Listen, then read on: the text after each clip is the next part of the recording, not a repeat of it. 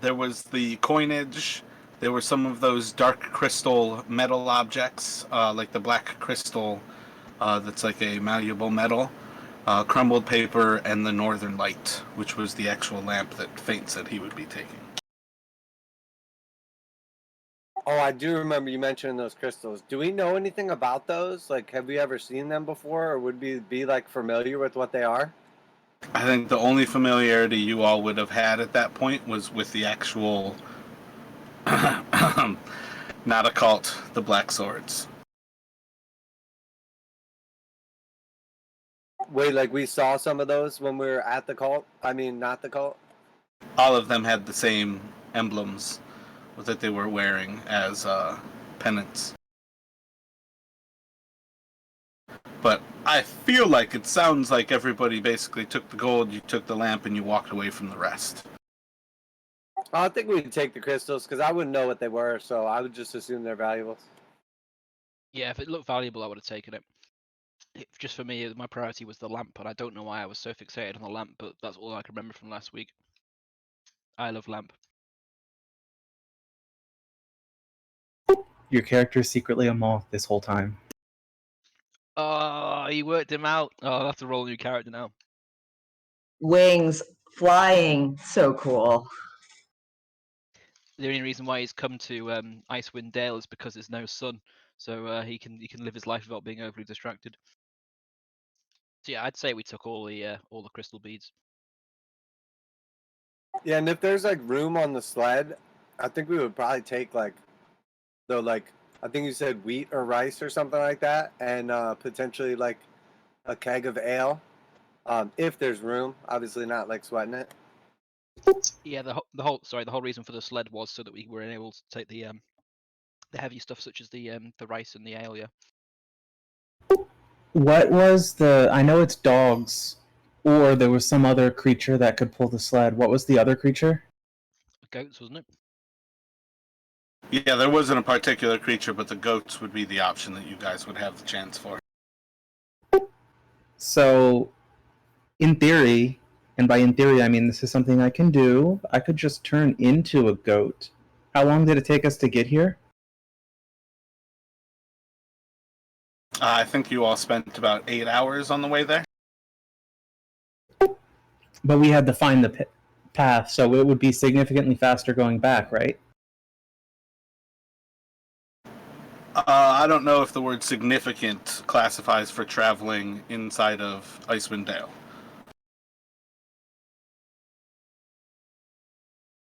It might be faster, yes. But significant is not something that travel should ever cross your mind with Icewind Dale. I withdraw my suggestion.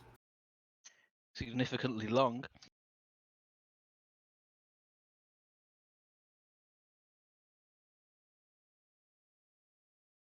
So who took crystal shards? Oh yeah, I'll say I did. Did you take all of them, or do you want me to share the risk with you of turning into a zombie by taking some of them? Oh, I don't know. I just figure I would like throw them in a bag. Obviously, I wouldn't stop anybody else from taking anything, but I feel like we would just load up a bunch of stuff and kind of throw it on the sled. Yeah, that's what I was thinking too. I'm not going to just make my whole way back clutching a lamp the whole time.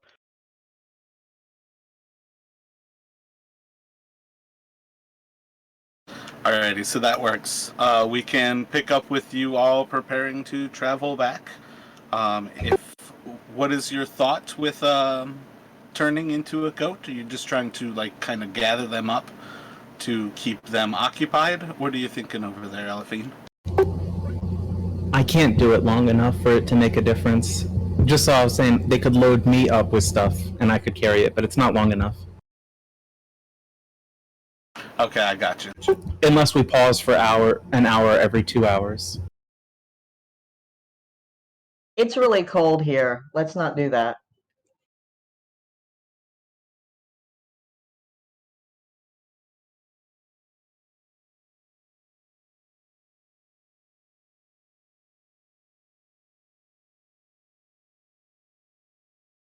So you all can set everything up. How early do you think you are waking up on the next day to go about your day? I guess just like 10 hours after we went to bed, is it? Usually 8. Yeah, but I was thinking about watches. I think the usual time for a long rest with somebody on watch is 10 hours instead of 8. No. You can watch for 2 hours of your watch. You just can't like do anything strenuous while you are resting. So it's pretty much always an 8-hour rest. Oh shit, I just remembered as well. I don't sleep anymore, do I? I meditate for 4 hours. So I just, to help cut down on that, I'd just meditate for 4 hours and then be on watch. I would definitely rise like pretty early, assuming I did not sleep well with the death of my brother and potential completion of the quest. And then also, I'm assuming I had like sort of like a premonition type dream or something like that that will eventually lead me to like staying with the party instead of returning home.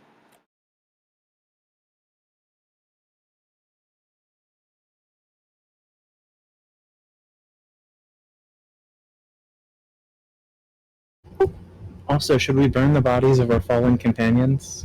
Did we do that? I remember we were going to make a pyre. We're doing that before we left.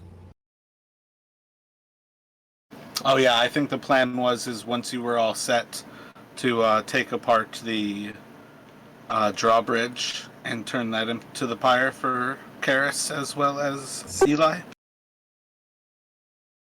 And did we ever destroy the zombie ogre or no? Oh yeah, we did. That's why we needed the goats to carry the sled. Perfect, just making sure.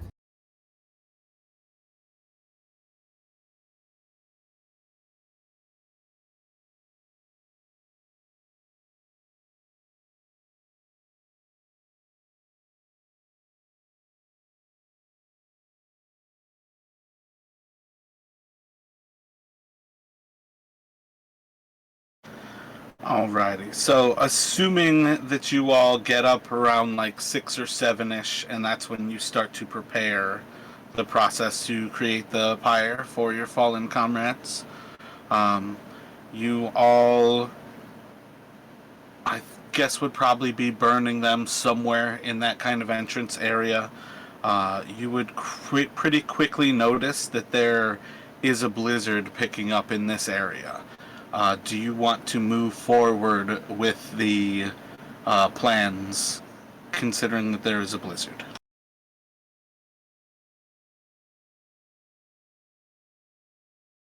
Well, I'm guessing that makes visibility pretty low. What does our guide suggest? Jartha will share with you all. There is no reason that we should ever travel in the blizzard. Our ability to see is so reduced, the dangers become manifold. All Right then, we don't travel in the blizzard. I mean, I could definitely get us through, but whatever, we can do that. We can definitely wait. And she is definitely bluffing. She bows to you, puts out a hand. Travel then.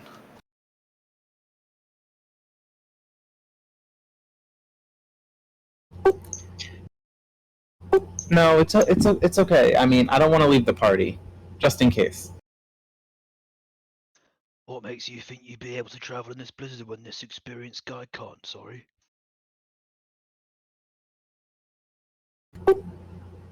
Um, because I am insecure about my own abilities and want to prove that I'm better. All right, that checks out. That's fair enough. But I still vote we wait. We're in no real rush, are we? We'll burn his bodies, say a few kind words, and then just wait it out. It's dark anyway. Yeah, but now we have no blizzard, or no thing for the moat drawbridge. Yeah, that's true. We can always wait in the entranceway. It was a little. I mean, the map's not up at the moment, but I'm pretty sure we can always just wait inside if we need to. It's more or less once you all leave, like at first, the blizzard's already begun. Again, kind of depending on when you kind of go about things. I had written down your last long rest was 7 a.m. So I have a feeling that we might have kept you all up till at least like 11 in the actual battles. But again, like, depending on how things go, this blizzard actually picks up at 6 a.m. So by the time you are leaving for the first time, you already sense that you're inside of a blizzard. So depending on how you all want to go about things, you don't necessarily have to destroy the drawbridge at first. Okay, so we can wait inside still, and so just wait it out then, I guess, if everyone's okay with that. Yes, please. For sure. I hear there's a lot of ale for dinner. I mean, to go with dinner. Yeah, I mean we got we got lots of supplies if we need them to be able to weigh it out. So I don't see why that's a problem. If you're all okay with that. That was the most 12-year-old Josh ever. Yes, I must agree. I see no reason to take any unnecessary risk. Unless someone is on a time constraint, perhaps we should wait until it is more opportune time to depart. Just a question of what we do in the meantime then. I guess we could get to know our two new companions here who've just shown up. Oh yeah, they look so similar to the old ones, I honestly forgot that they were different. So go on. I said, to be clear, that's a joke for the players, not like actually saying that. Yeah. So Paris, did you say your name was? What are you doing up here in this nondescript location?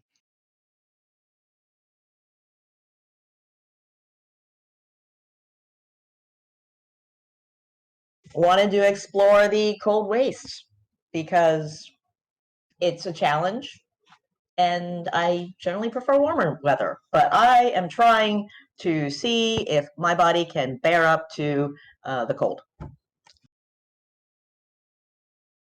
Suppose that's fair enough, but you could probably just strip off and douse yourself down with cold water in anywhere in the world, and you'd probably experience the same thing. Well, but this is a prolonged thing. This is trying to do a quest for myself to see if I can deal with the different things outdoors. Sounds a bit culty to me. You're not in a cult, are you? No, The cult of the frozen tits. that would be unpleasant, and I do not want to try it. So, what sort of skills are you going to bring to this little adventure then?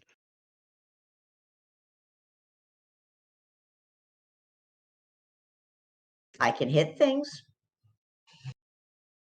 That's certainly something that's very beneficial for us, I think.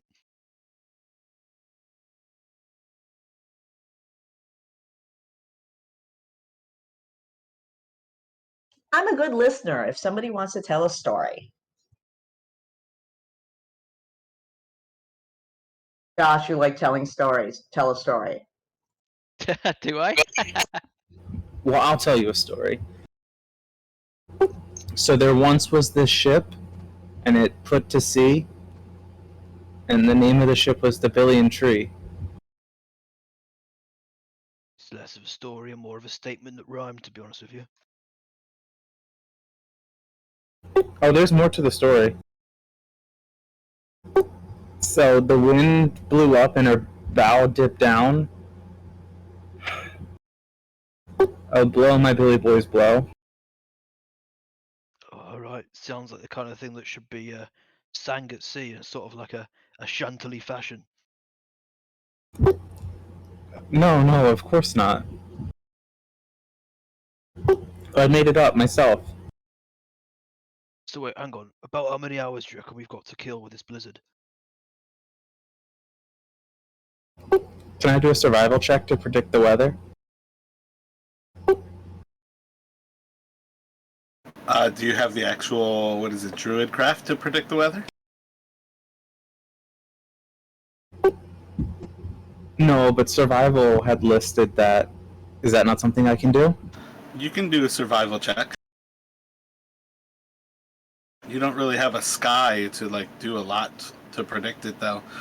You can predict the blizzard's probably going to last for quite a while.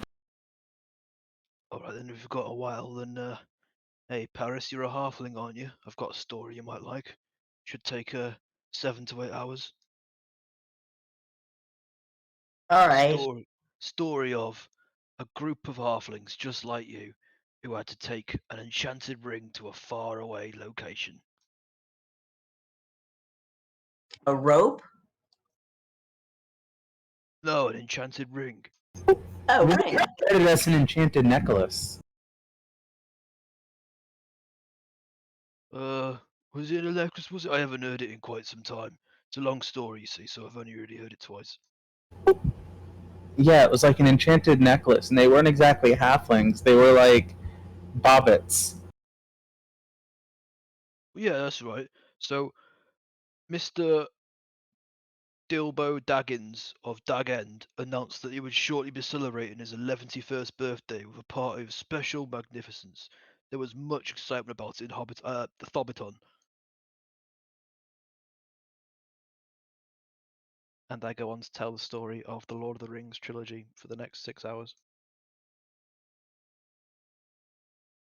At the That's end how of it which, I realized that one of the things I do have is a dice set, and we can play some dice games.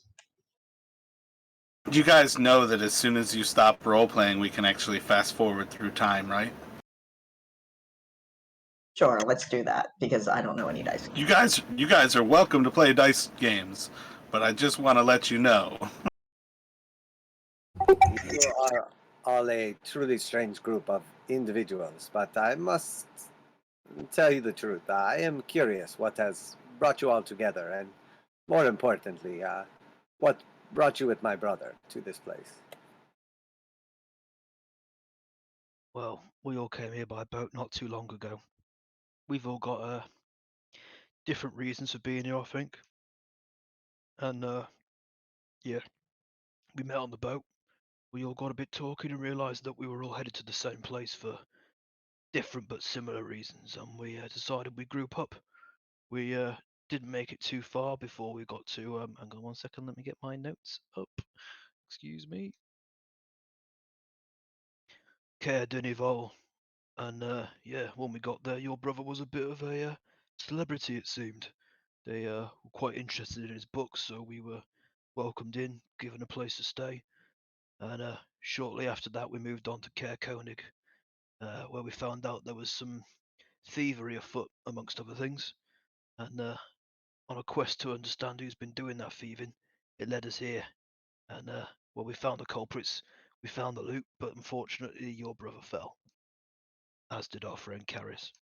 You say that he was a celebrity. He was recognized.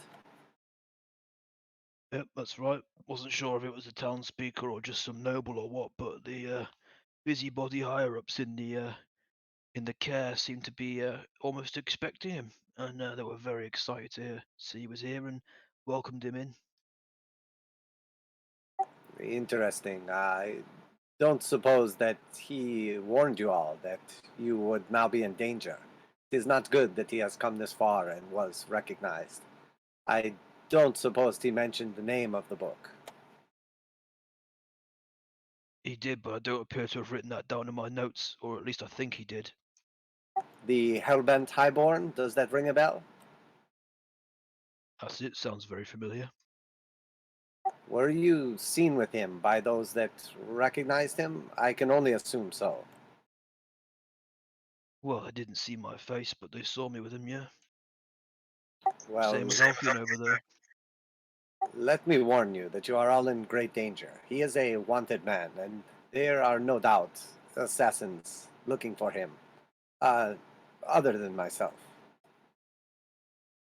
Some fans are just crazy, aren't they? Just exactly how messed up was this book? I know what you sort of loosely said and what it was about, but revealing secrets and all that kind of shit. But exactly why is it that these people all seem to be wanting to kill us for it then, if that's the case as you say? The long and the short of it is Eli basically went undercover into a secret cult or devil worshippers, so to speak, and he exposed them, prominent portrayers and nobles, of being these devil worshippers. And through this disclosure, he gained some fame, but the notoriety was perceived as negative. And let's just say that they had quite a bit of fortune, a bounty on his head for what he had done. And if you have been seen with him, I suspect that it is just a matter of time before someone comes looking for you all as well. Shit.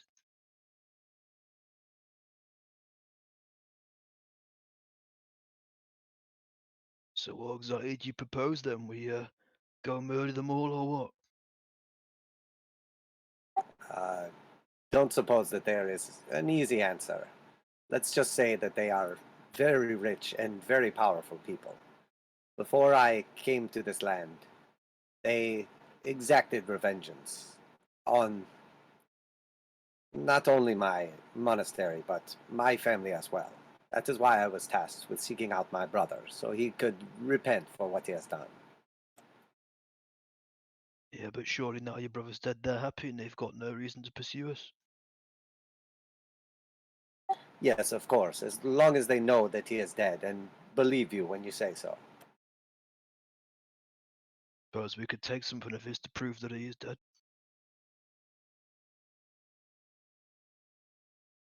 Perhaps, if they believed you.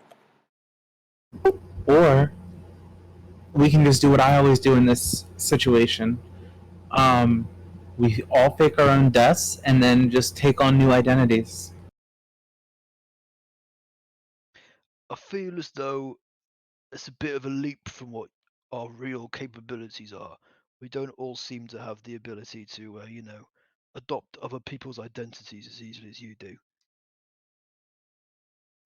Oh, it just comes with practice and being really good at makeup. Yeah, I don't do either of those two things.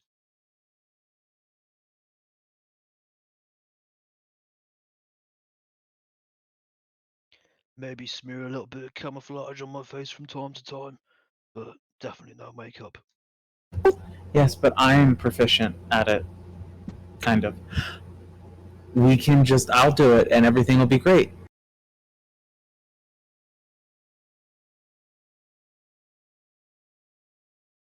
Well, yeah, I mean, if you're talking about using a disguise kit, well, I can do that too. But normally that just involves blacking my face out so I can't be seen at night. So we're not in favor of faking our own deaths in an elaborate scheme and then assuming new identities. I mean, we could try it, but I don't know how long that will work for. Plus, I mean, we've not been here very long. I doubt we've made that much of a ripple yet, surely. And anybody that did see us in that care, it would take a long time to get a message out of this shithole.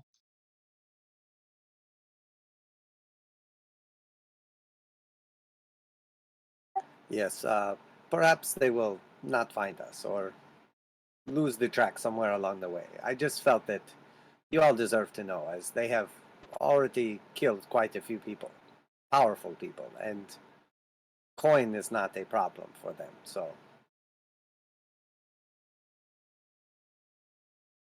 Must be a nice problem to have them, but I feel like we should probably cross that bridge when we get to it. As it currently stands, we're out freezing our asses off in the middle of nowhere in a blizzard. We need to get back to the town and return these stolen goods. Obviously, get paid for our hard work well done. Have a few drinks and then take it from there, I guess. Suppose any assassins that are coming from the mainlands, they wouldn't be here anytime soon. Got at least a month in us, haven't we, before we die? They are probably already here. If I have made it in this amount of time, I'm sure that they could have made it here faster. How did you even know to come here in the first place to look for him? Let's just say that the relic that he took, and I'll sort of like point to the like reliquary with the book that he was carrying. it was very valuable and unique in nature. So when he took it, he sealed his own fate, that those of the faith would find him. That is how I tracked him here. I suppose if you can do it, they can do it. So better keep our eyes out. Do you know what they look like? I have no idea who they would have sent. No doubt that they would be trained killers, mercenaries. Yeah, just randomly hired contractors. Yeah, I know what that is.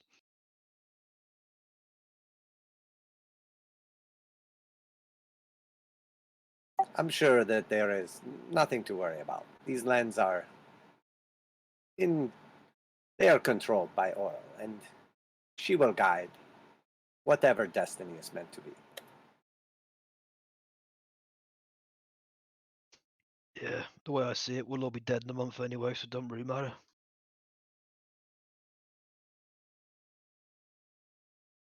Let us hope not. We still have much to achieve, and I'm sure you all have goals as well. Yeah, survive longer than a month.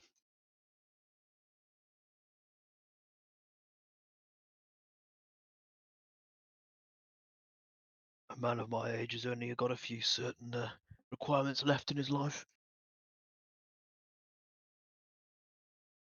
Your age, you say? It is difficult to see behind that cloak. Are you old? Well, I'm old enough if that's what you're asking. I like to keep my face obscured for a multitude of reasons. I'm sure you can understand, especially since you now say yourself you're being, and we are going to be hunted by assassins. So So are you like still wearing like a hood or something like that so we can't see your face? Yeah, he's got a hood over his face and he has this entire time, hanging down low. But you've probably just been able to make out his chin sticking out from underneath, which is sort of looks to be a bit 5 o'clock shadowy, a bit stubbly. Perhaps now would be a good time to show us your face so that we know who our companion is. to be honest with you, mate, I only met you a few hours ago. Don't know why you'd be so keen to see my face, to tell you the truth. Because normal people will show their faces? Yeah, but normal people don't live as long as I have in the situations I've been in.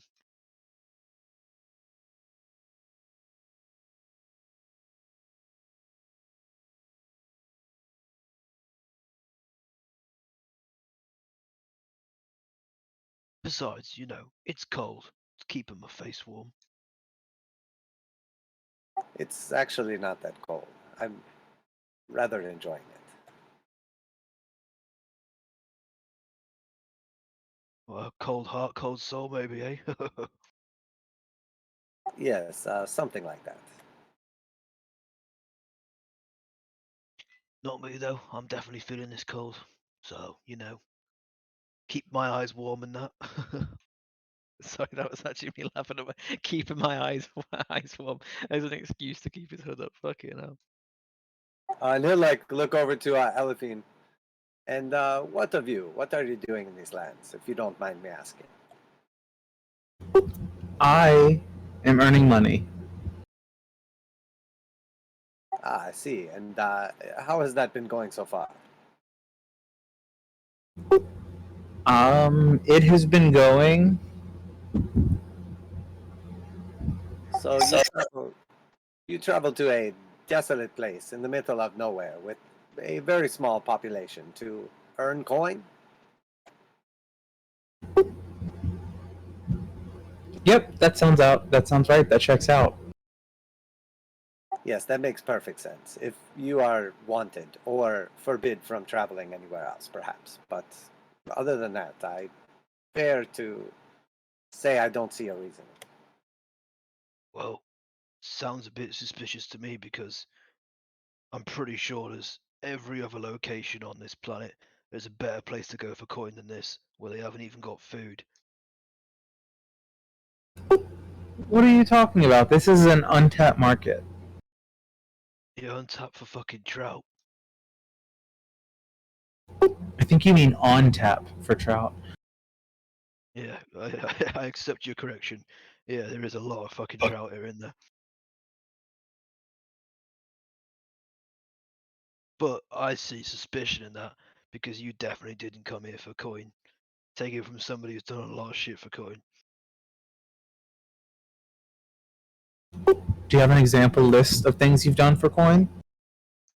Yes, stab people that ask too many questions. One item does not constitute a list. That was the subtitle under the main heading of shit I've done for coin. Subtitle: stab people that ask too many questions. Pre-word from the author. Throughout this upcoming list, you will hear of many different reasons I've done things for coin, the amounts I've received, and why I did it. Appendix A: stole shit for money that my employer asked me to get, and then I took a cut. Killed people for money my employer asked me to kill, and then I took a cut.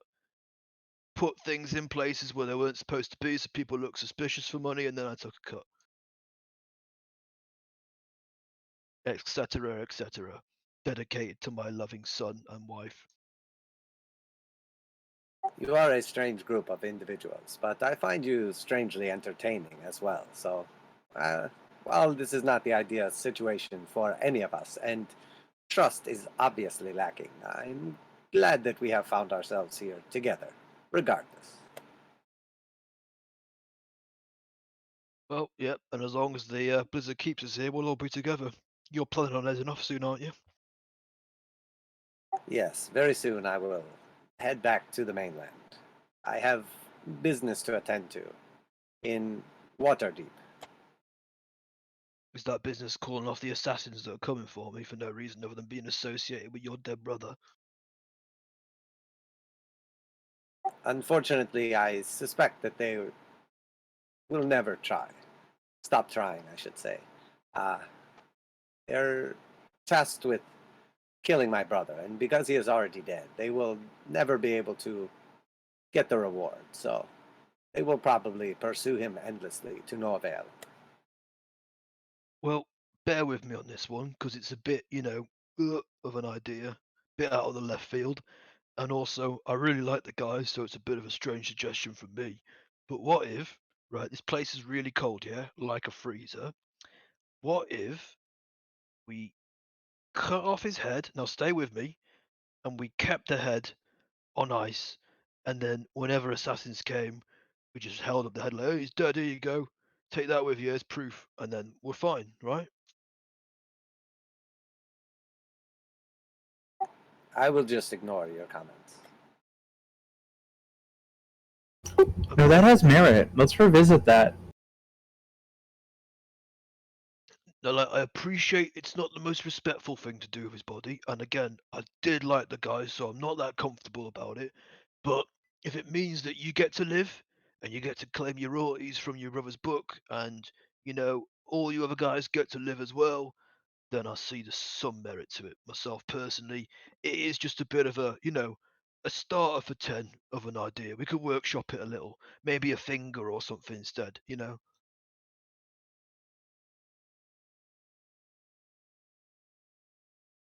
It's kind of gross. There is likely a bounty on each of your heads as well, so I'm sure they would come to you and take the head and then just kill you all and take yours as well. So probably not the best idea. You're better off to try and be discreet and hope that no one recognizes you. Yeah, I'm pretty sure none of them recognize me, but you other guys are a bit messed up.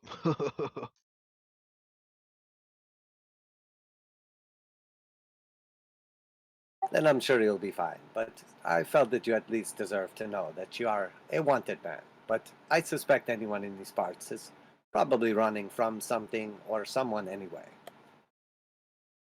Yeah, I mean, why else would you come here?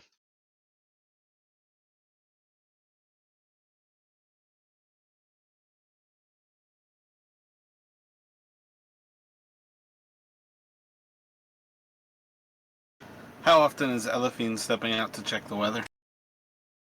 I don't know, every hour or so.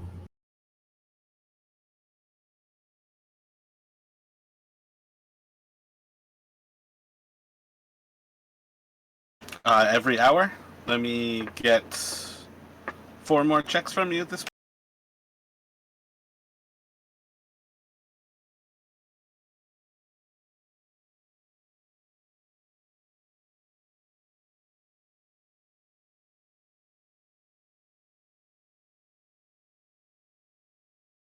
+6 modifier level 2 in survival is pretty cool.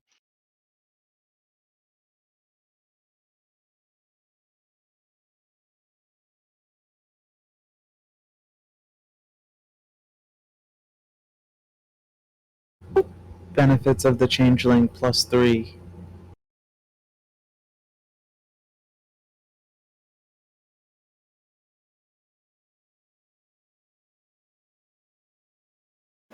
I mean, depending on if you guys are actually running dry on things that you are trying to roleplay, let me get 3 more from you.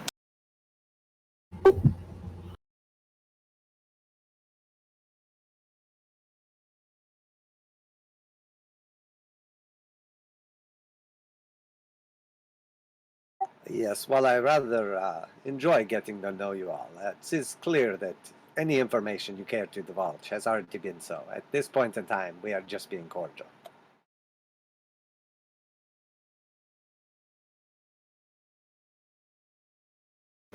So I think in that 25, that one's about. There's no way for you to gauge that it's midday, but roughly midday, you start to see at least the slightest signs that the blizzard is starting to give way. And by that 18, you're pretty sure it's good enough time that you guys can start packing up, that the blizzard is about to let up. Hey y'all, the blizzard's getting ready to let up, so we can pack up at any time. Right, for that. Right, let's burn these bodies of our friends and then get going, I guess.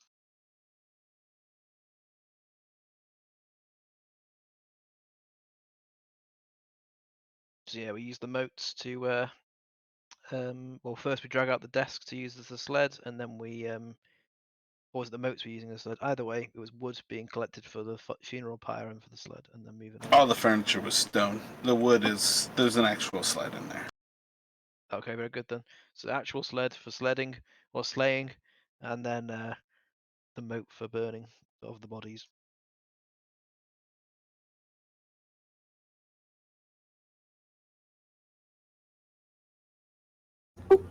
And we'll burn it. Say a quick few words. If that's all right with you, Bones the Second. I know he was your brother, but I quite like the guy, and I was pretty keen on Karis as well. She seemed all right, so I'm okay to say a couple of quick words.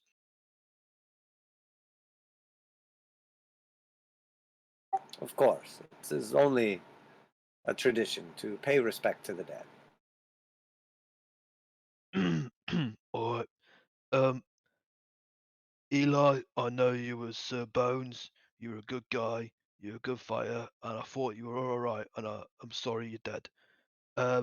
Karis, you were small, but you had dead big feet. But you were cute and funny, and you're a nice person and a good fighter. And I'm sorry you're dead. All the best. Regards, Fate.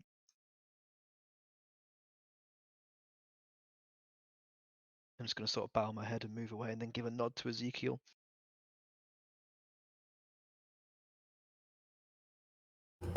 I'm sure y'all two will burn great. Are we ready? We can go. Fire them up.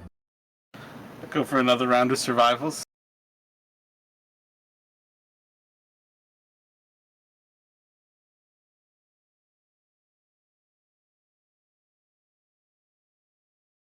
So you all can make a pretty solid chunk of the path as you leave out of that valley, starting to move back into the full winds of Icewind Dale. Still before like the actual wind tunnels around Kelvin's Cairn. They're probably gale force still, probably about like 40 or so mile-an-hour winds. It's freaking cold. And it's not pleasant being out inside of the winds again, even with all of your cold weather gear. But you seem to make good time. You find Jarthra has very little trouble keeping everybody on track, as you are just looking to keep Kelvin's Cairn pretty much on your right side in this initial point, and are able to, at different points, in breaks in the wind, get those views that allow you to actually see the mountain and keep a good track there. But you progress forward over the next hour. The goats are not quick, but they are able to pull the sled, and they don't seem to actually mind the cold nearly as much as anything else. Let me get another survival from you.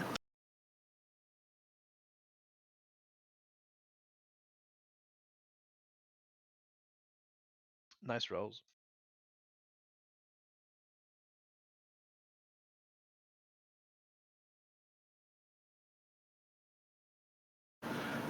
Moving forward, pretty similar situation with the next hour. Everything seems nice and calm.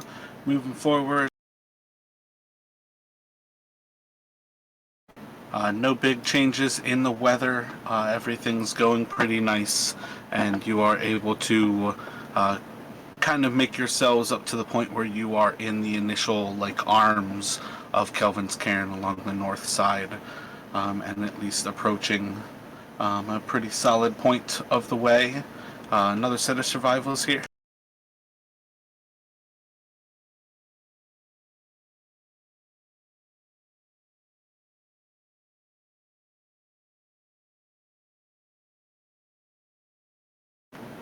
Another good chunk of the way goes. The wind, at least, is the most of your worries. Do another set.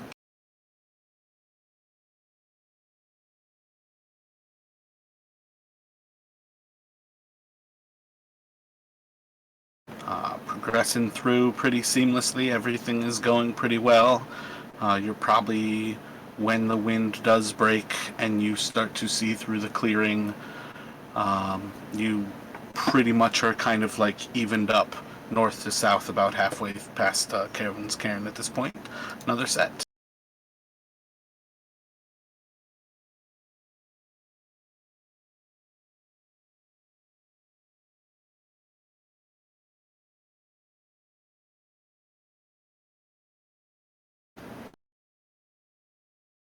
I'm hoping these are with advantage because your second rolls have always been brilliant. I know, right? They're not. Shit. Moving on, one of the later rounds here, as the aura is starting to give way, you all have a little bit more of a struggle trying to find the path, as it seems the winds and the actual wind tunneling effect around Kelvin's Cairn seems to have eradicated most of the trail here. A lot of the actual weather seems to be working against you, and between Jarthra and Elephine, they're just not doing a great job moving forward. Slow going how it is, you do feel like you're still making forward advances, but it's hard to tell where you are kind of progressing with things. And on the wind, let me get everybody to make a perception check.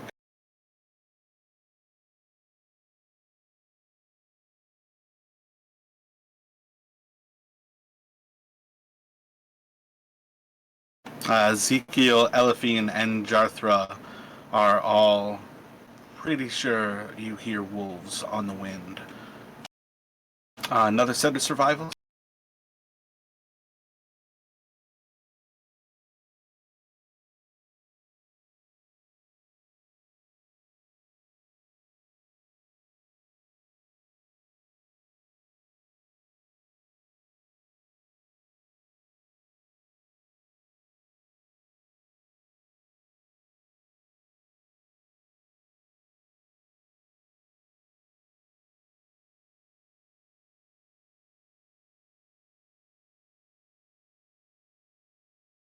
So as you are progressing forward, struggling to keep track of the trail and to make headway,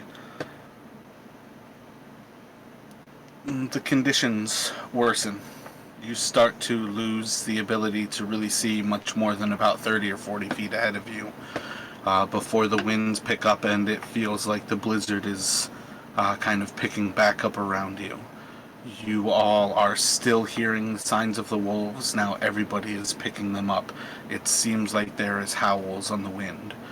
What would you all like to do? Do you want to hunker down for the blizzard? Do you want to try to push forward? Do you want to try to find a place that you can locate yourselves where you might have a more ideal condition for fighting the wolves? Yeah, I think maybe trying to find some shelter might be a good idea. Either that or keep going. I think stopping is a terrible idea. How far out are we? Right now, you are about 6 hours into the path back towards Kerkonig. The last time you all were really able to see the mountain was probably a few hours ago at this point. It was probably towards the evening when the aurora started to first give way. But you all are to the point where you think you might be close. Well, pressing on seems like a good idea then. Oh, definitely. I would also like to howl like a wolf back at them. Make a performance.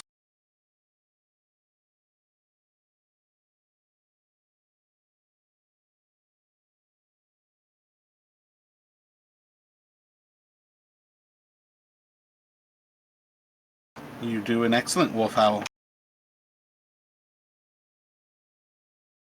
I think there's one really close to us. Oh, don't worry, that was actually me. Right, okay. The elephant's a wolf or some shit. So let me get survival at disadvantage.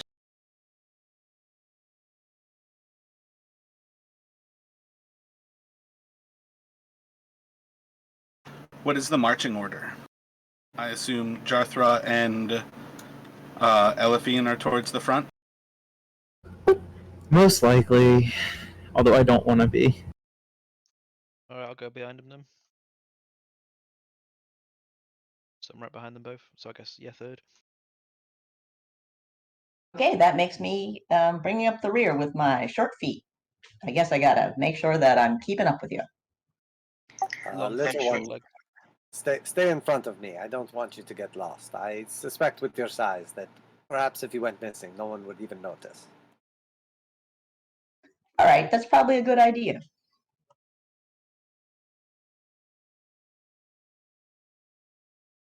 Let me get perceptions from everyone.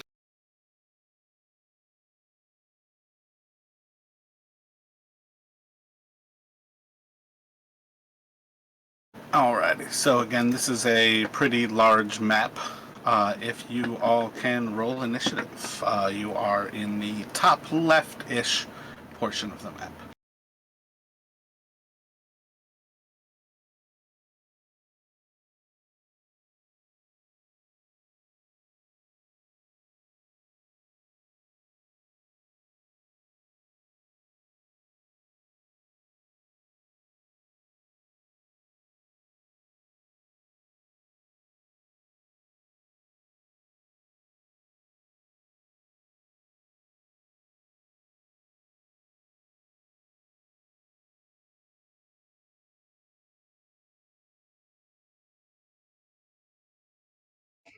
I rolled, but I screwed up again. I have like a 2% chance of ever getting it right for initiative.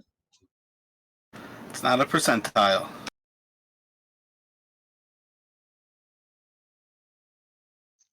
The main things that you tried. Yeah, I get a participation award. Participation awards do not exist. I think it's called living.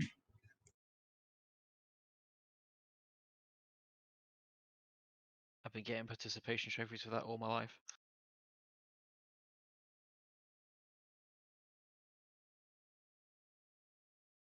Alrighty, so as everything will start off here, Ezekiel will be the only one who is surprised.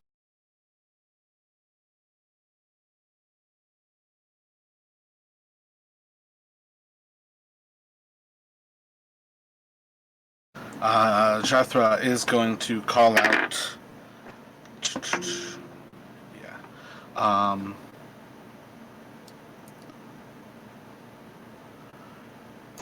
Wolves, north, southeast, get down. And she is going to pull her bow and take a shot to the north.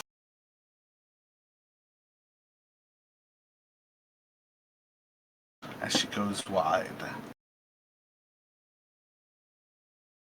Takes another one. It's going to sink true.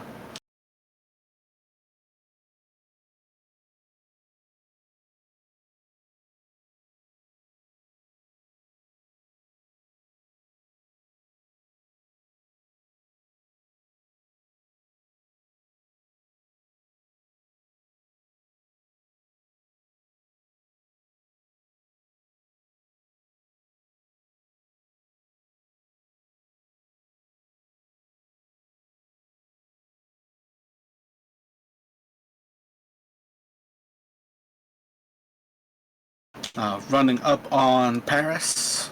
Wolf is going to bite out at you for a 16 to hit. That hits. And as it bites down into you, it's going to do 4 piercing damage. Make a strength saving throw for me. DC 11. You keep to your feet as it tries to toss you to the side and get you off of your footing.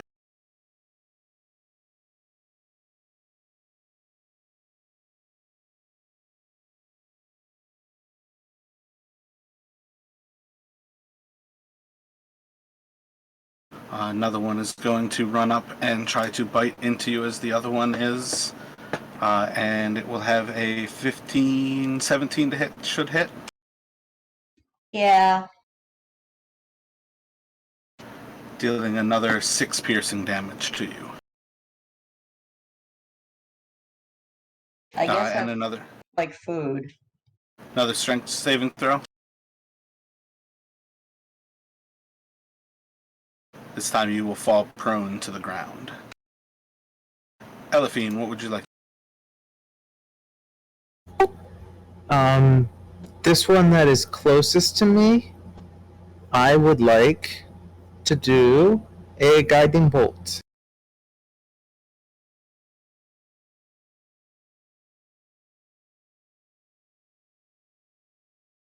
Solid hit for 12 damage. And whoever hits it next has, or tries to hit it next, has the advantage. Then I'm It going will to... not, because the creature is going to die.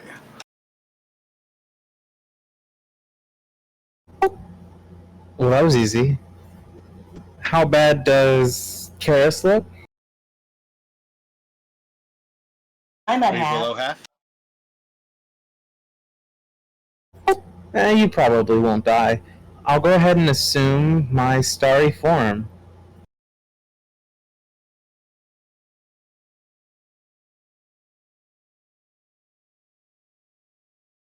And also move away. And that's my turn. Paris, you are on the ground. There's a dead body on your left and a wolf biting down on you on your right. What would you like to do? All right, so can I get up and hit it, or do I stay prone? Half your movement to get up, and it's definitely better than attacking from prone. All right, so I'm going to get up, and then I'm going to hit it.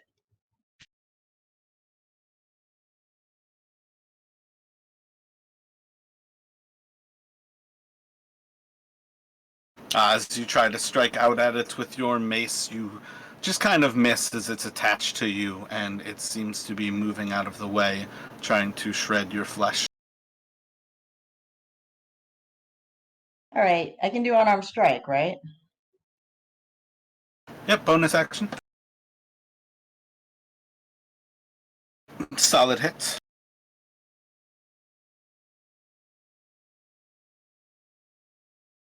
That wolf is bloodied. Anything else from you? Any other movement? It's the only wolf that I can see, right? The other one's dead? Currently, yep. I guess not. I mean, there's no point to moving.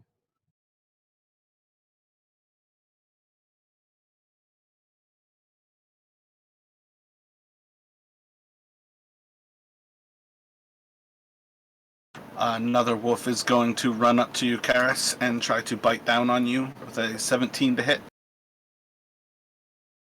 dealing 8 piercing damage to you. And another strength saving throw, please.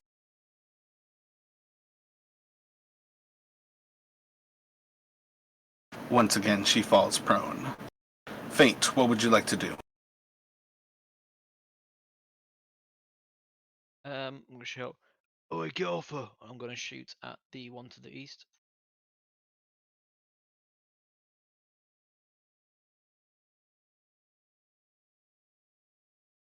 Natural 1. Solid. Anything else from you? That's all I can do. I mean, there's a lot more that you can do, but it's the only attack that you can do. Alright, well, I'll try and use the blizzards to hide, and I'll move over here. Make a hide stealth check. A 9. So I rolled a 1 and a 2.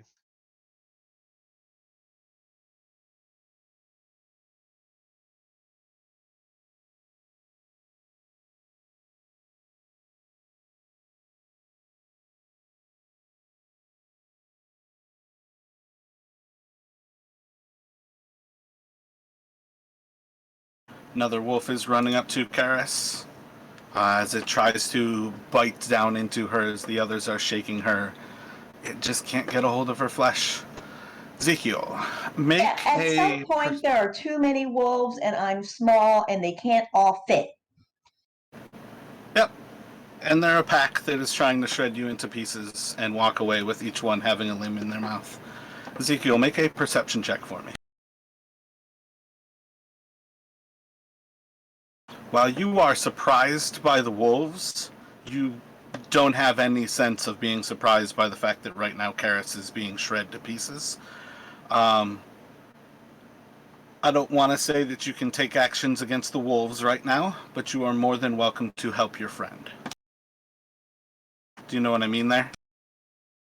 So like I can attack, but I can still do something? Yeah. Like I'd say like you could probably heal her, but I don't think you can take an offensive action right now.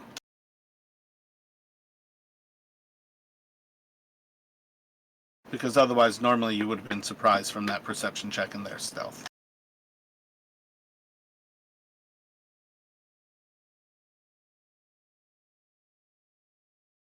I'm assuming Karis right now is severely wounded. Yeah. I've got 2 hit points and 3 wolves on me. I'm pretty much dinner.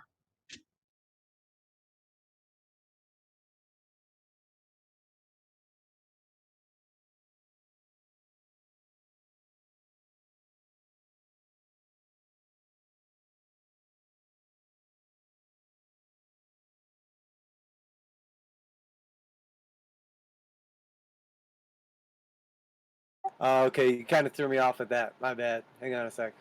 No, you're fine. I didn't want to penalize you too much.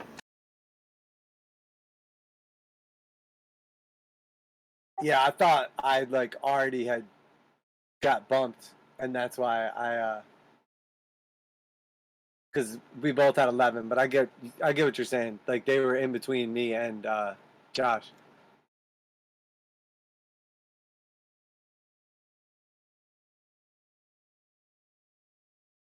Yeah, they all also have higher dexes than you. That's why the other 2 11s were before you. Yeah, I got it.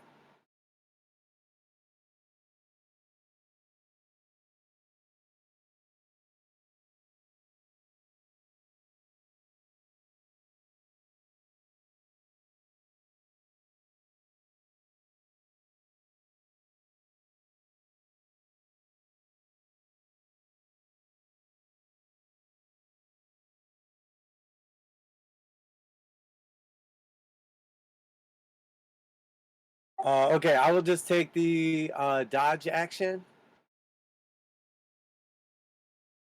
And then for my bonus action, I will pull out a small mirror, and I'll pointed at, or maybe my shield, I guess, is my spellcasting focus.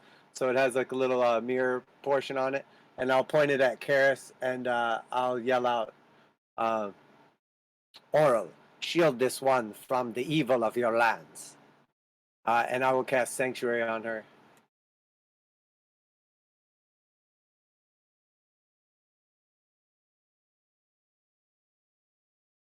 Sanctuary is the wisdom save if they attack her. Yeah, if they try to attack her, I posted it on the thing, but it's a wisdom save and it's 13 DC, or they have to pick someone else or lose the attack. Thank you.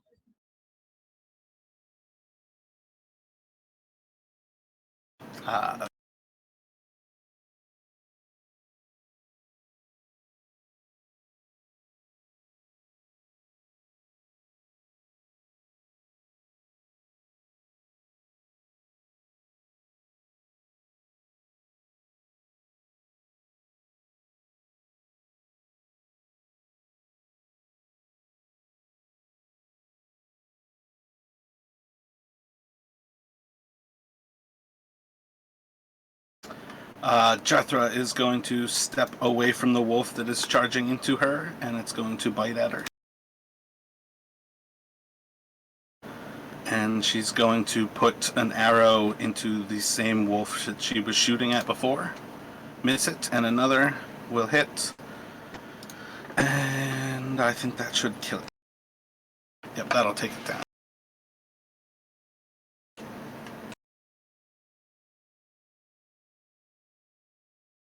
And it's going to go to Elephine.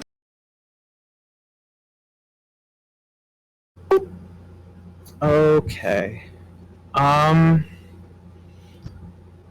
will go ahead and guiding bolt again, one of the ones that's closest to this guy here. Gotcha. South of Paris. So 17 hits, 13.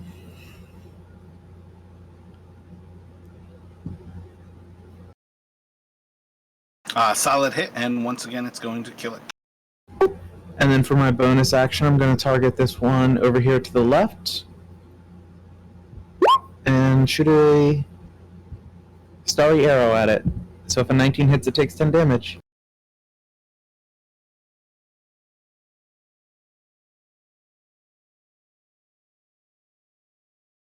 And that one will also fall. Paris, what are you doing? Besides crying into my soup that doesn't exist. All right, so I'm going to try standing back up. Thanks, everybody, that there's only one left. And I will try and hit this one.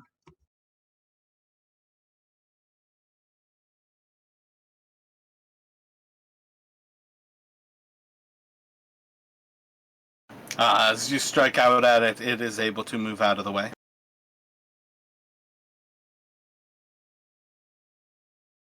And once again, it dodges your blow.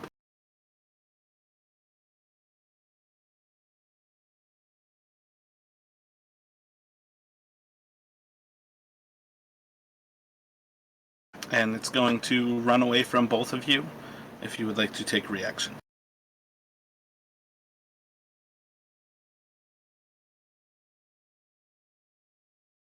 Can I try and hit it with a dart?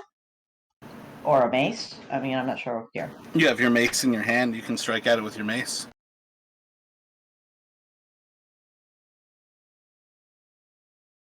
Solid hit.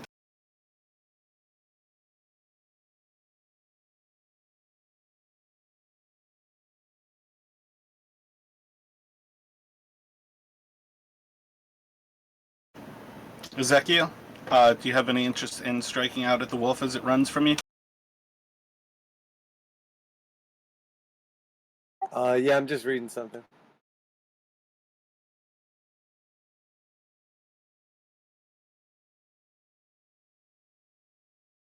Yeah, I'm just gonna spear it as it runs away.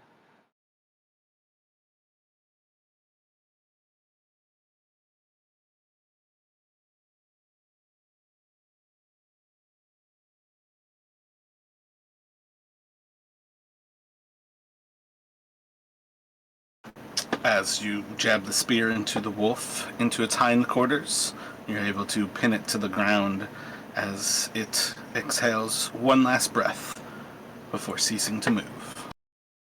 Fate, what would you like to do? Is anyone left? So I'll shoot at that.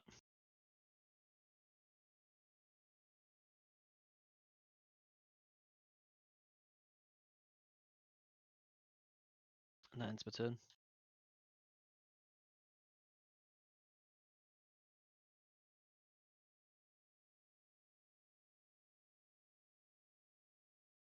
That one is bloodied. Ezekiel, what would you like to do?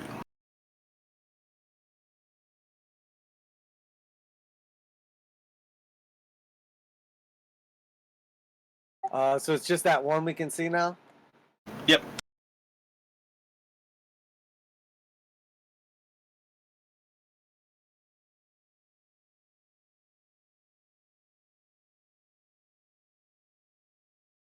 Okay, I will just sort of run past Karis, and as I do, I'll like reach out to her. Are you standing up right now, or are you on the ground?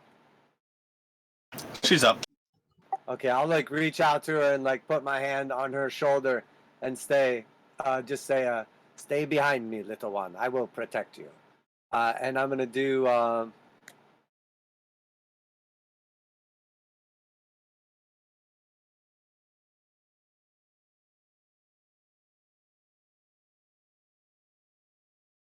healing word on her.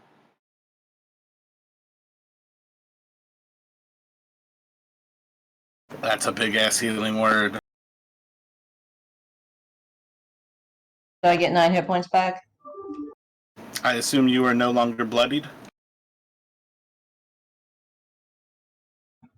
I'm feeling much healthier. I'm just above half. Will be much more useful in life than in death. And then I'm gonna stab the wolf.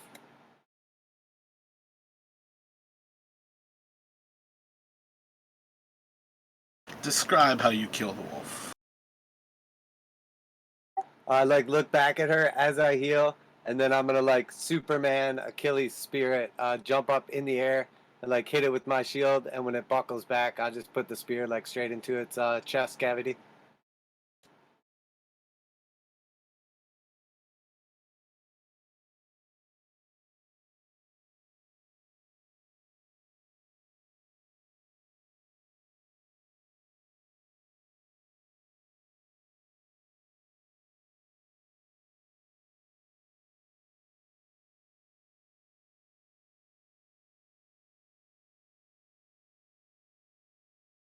So as you all clean up the wolves here, what would you like to do?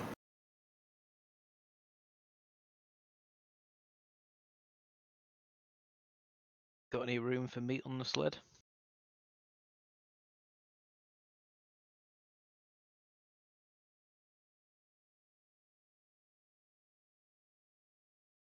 They sure did have a taste for you. They must have been looking for a snack, not a whole meal.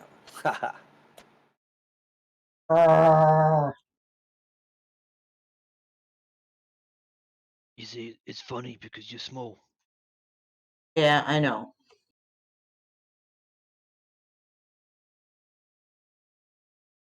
And I'm not a fish. I've been here a day. I've already seen enough fish to last me a lifetime.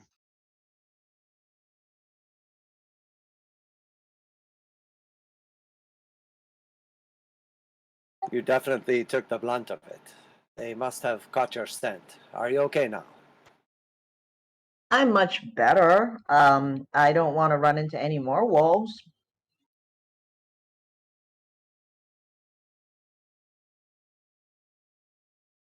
I'm actually at 11 out of 20, so I don't know. Relatively, are we getting back before I die or whatever?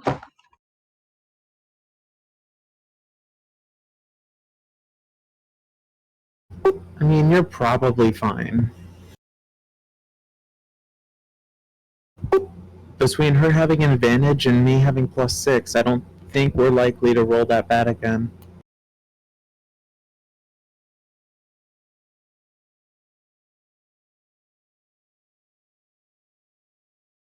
Are you okay to continue on, or do you need a moment to collect yourself? I can continue on. Do you need to ride on the sled for a bit? That might be fun. Fun or necessary. Either way, we do need to get moving pretty quickly. Do you think the goats can handle any more weight? They've been working really hard. Probably just make us go a bit slower, so if you can keep on your feet, it would make sense to stay off it and get out of it quicker. All right. Well, I'll keep walking. You keep an eye on me, and if I fall over, then you throw me on the cart.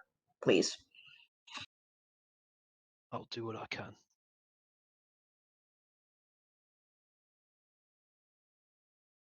Oh, and like, assuming you just got like full on mauled by these wolves, and like, I'm sure some of your like clothing or whatever is like pretty damaged.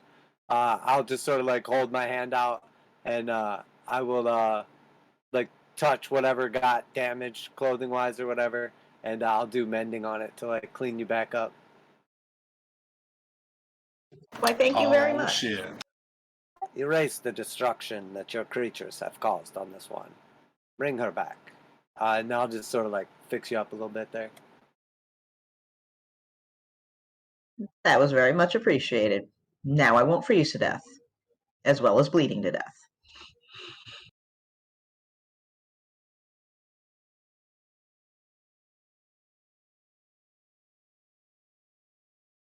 So moving forward without collecting anything from the wolves, we'll go right to the survivals. Oh, I definitely want to. I think Josh had mentioned it. Take some meat from the wolves, if we could. Yeah, that's the choice between moving forward right away or stopping to actually collect like meat and basically skin them and harvest from them. I I'm think we okay. should take a moment to collect some of this meat. I suspect that leaving behind the entrails and the bodies of the fallen will be enough to keep any more unwanted visitors off our trail. But it is a waste to not harvest some of this. Yeah, I'm all for it. Getting meat and wolf pelts and stuff as well. That would help the town or get some money. The only thing I'm thinking about is the weight on the sled. As long as the goats can carry it. But I think they probably can. They'll just move maybe a little bit slower or something.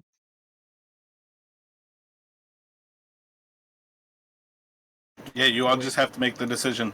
You started off with talking about taking meat, and then you said we should get out of here as soon as possible. So you guys have to pick one of those.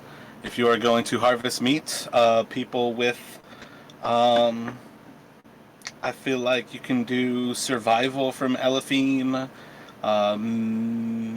medicine or animal handling from people who don't have anything. We must be getting close to town. I think that we should take the time necessary.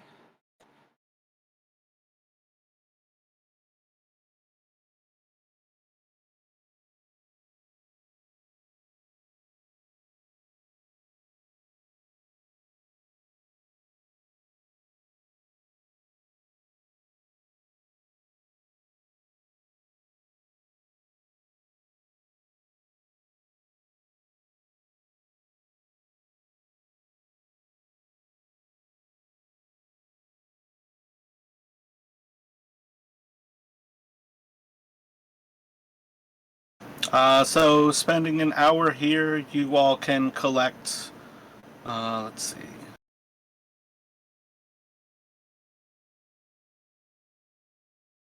Uh, 275 pounds of wolf meat.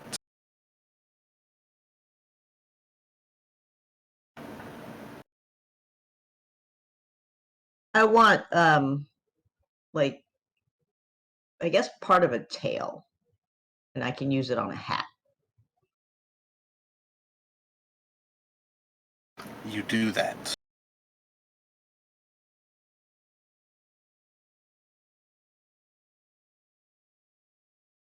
Alright, get the meat on the sled and let's get moving.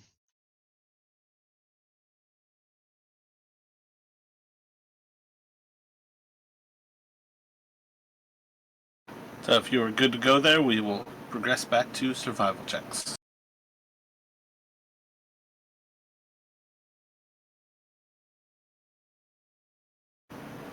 Moving forward next hour, making good progress. Weather is still blizzard conditions. It's hard to tell in which ways you're going. You've not walked into the mountain, and you've not walked into the lake, so all of those things bode well for finding Care Koenig. Another set of survivals.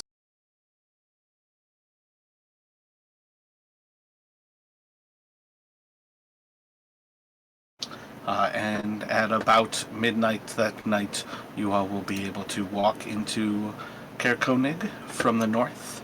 And once again, you probably first sight, I guess, would be to see Frozen Far Expeditions.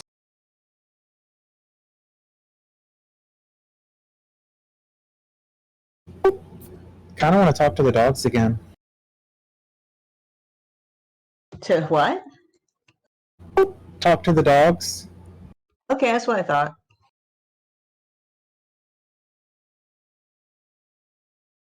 If everybody hangs out while you are ritual casting, what would you like to say?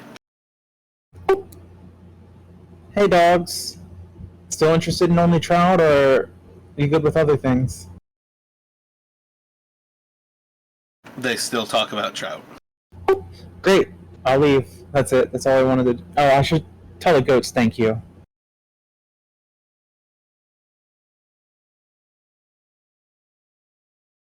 I don't have a stat block for a goat prepared, but I don't expect them to be any more intelligent than dogs. They seem pleased with themselves. Yeah, it's still polite. Should probably feed them.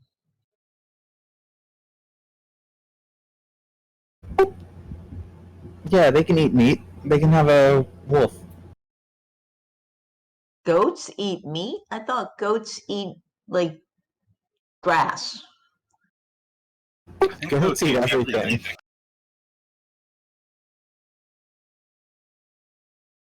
Yeah, goats will like eat metal if you have metal in front of them. Right, They but just they're consume. supposed to eat, like, vegetable type matter.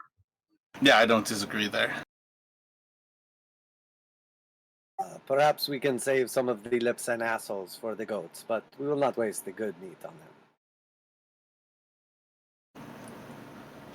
Well, I can start to return everything to the town folk who have had everything gone missing. If you would like to come inside, I'm sure we can figure out how much we might be able to reward you for the gems that you are able to return for us. Well, why don't we leave it? Sorry, why don't we leave it there for now, and then call Trovis over, and we can show him what we brought back first before it goes get handed out. Maybe we can do a bit of an inventory. You expect the drunkard to be able to handle such things as returning our goods? Well, yeah, or maybe we give Ali and Corey a shout as well.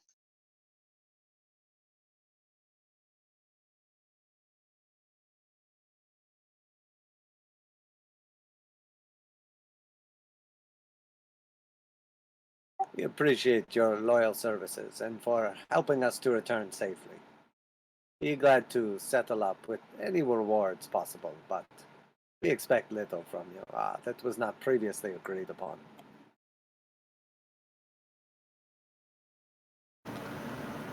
Well, I don't think Antinous would appreciate me letting the pearls out of my view.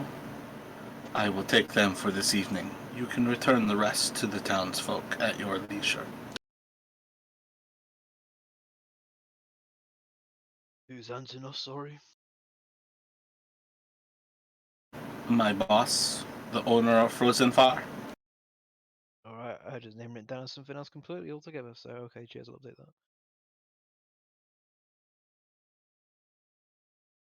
that. I know nothing of these pearls, so I am not one to interject.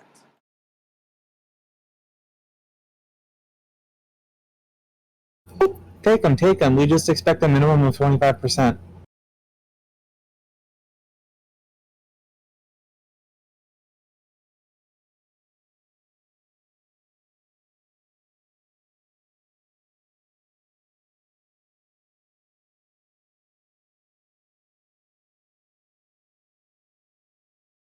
So where would you all like to go? You are, again, it's pretty much middle of the night. There is, what is it, the first? There's pretty much no light other than you do have that lantern. That is something that you can use for light. Otherwise, you guys are just walking around in complete darkness right now. I'll keep a light steady cast on, I guess the tip of my spear. Like hold it up in the air, sort of like a torch. Yeah, I can know just it's- hold fire. yeah, I know it's dead of the night, but probably do with returning this lamp to Ali. Yes, perhaps it would be wise to secure a place to stay for the evening. Exactly my thinking. Well, the lamp lady has rooms. Lamp ladies, excuse me. That's where the rooms were. So if we give them know that, maybe they'll let us stay there for free. Again, Great idea. Exactly my thinking. She seems like she's a nice one, so she'd be more likely to give us them for free. Yes, seems like a good idea as any.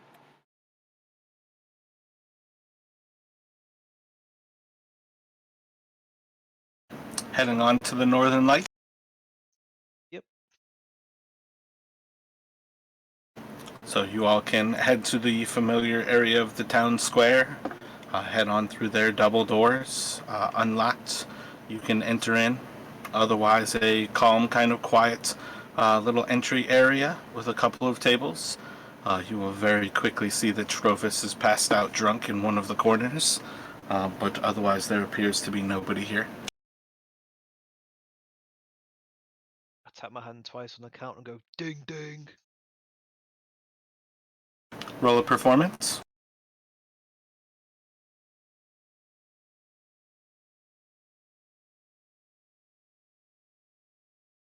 Natural 20, 22 total. Shortly after you tap the counter, you see a light come on, and from out of the back comes a young lady who you all, two of you, would recognize as Ali, and she kind of smiles to see you and, hello, welcome. And she sees the light and is shocked for a moment. Yep, we've been on a little bit of an adventure, and this belongs to you, does it not? Oh, how delightful. You're so wonderful. She will take it immediately from you and kind of run past you all to step outside. We never discussed the reward. You're greedy as fuck. Just give up a moment. I'm gonna hang this. And she reaches up and hangs the lamp on top of the hook outside of the Northern Light and just kind of smiles up towards the sky. Looks as beautiful as you described it. I can see why you wanted it back.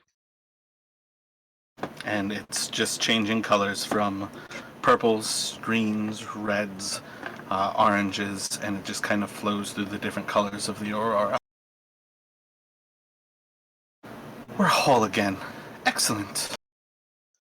Yeah, I was not sure why they'd steal it because it was a bunch of Duragar. No, I don't really understand what they'd see in it, but they took it anyway. Yeah, it was quite a far ways out. It was a bit treacherous. Quite a bit of dangerous fighting on our hands as well. Might notice that sadly Eli and Karis are no longer with us. They died to return that lamp. How incredibly sad. That's terrible. Yeah, I'm really broken up about it. I really like those two guys. Oh, it's really Make a sad. deception check. I was being genuine. Make a performance. I'm joking. I was taking the piss. I'll roll either. You've got a little liar, and your whole group never insight checked you once during all of that. I'm gonna insight check you. Sure. Which do you want me to roll? They're both the same modifier. It was probably more realistically a lie, so I'll roll deception. I think it was a lie, so yeah, I think deception. 12. She's gonna come up to you, and as she walks past one of the tables, she's gonna pull a little skin off of one of the seats and wrap you up in it, and she just kind of like gives you a big hug and just starts patting you on the back. She's like, "Oh, I'm so sorry," and she just tries to console you. Oh, thank you means a lot, but I'll be okay. Don't worry about it. Appreciate it.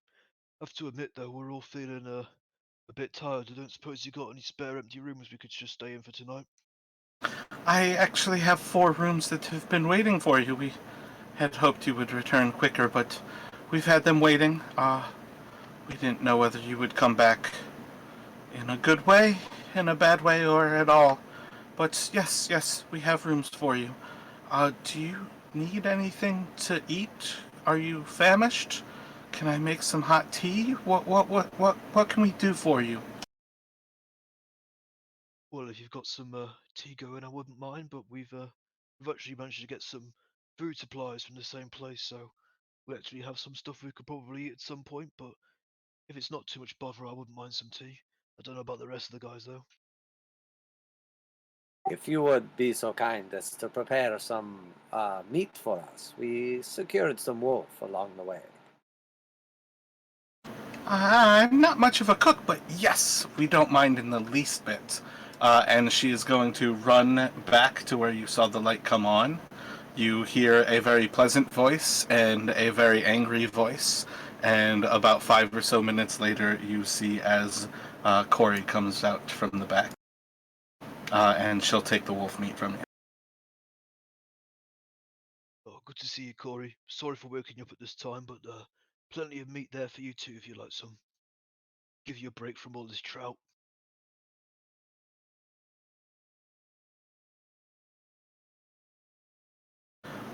She doesn't have anything good to reply.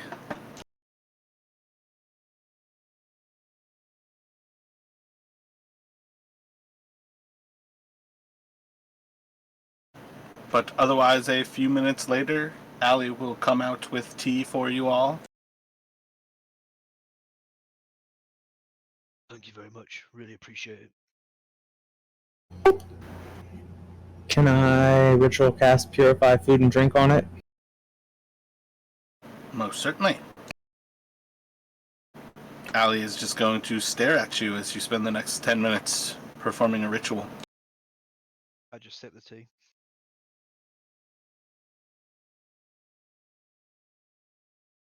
Very tasty. Thank you very much. She doesn't even seem to notice you talking to her. She's just focused on Elephine right now. Is it also possible to shape the water out of the tea and just drink the water?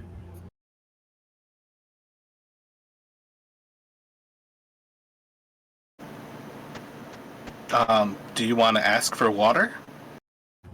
No.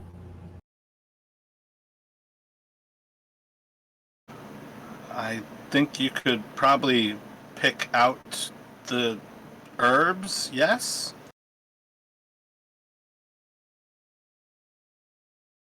Maybe you'd have to like run it through your sleeve or something to filter it out.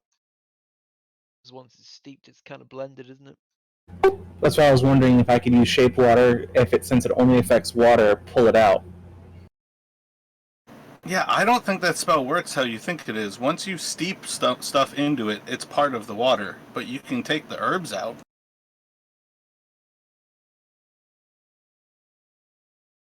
If you want water, she can bring you water, though. The point was I didn't like her judging me, so making it water would insult her. You asked her for a drink and then started to cast magic on it. She's definitely judging you.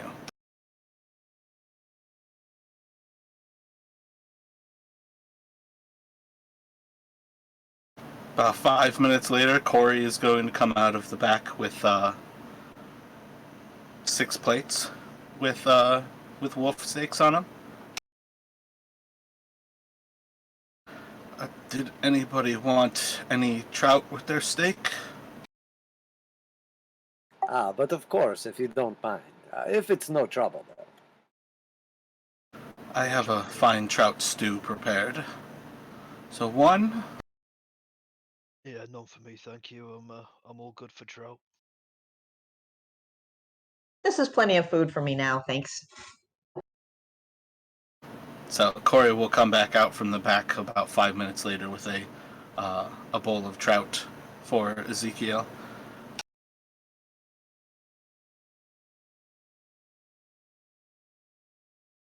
Ah, quite the feast. Much appreciated.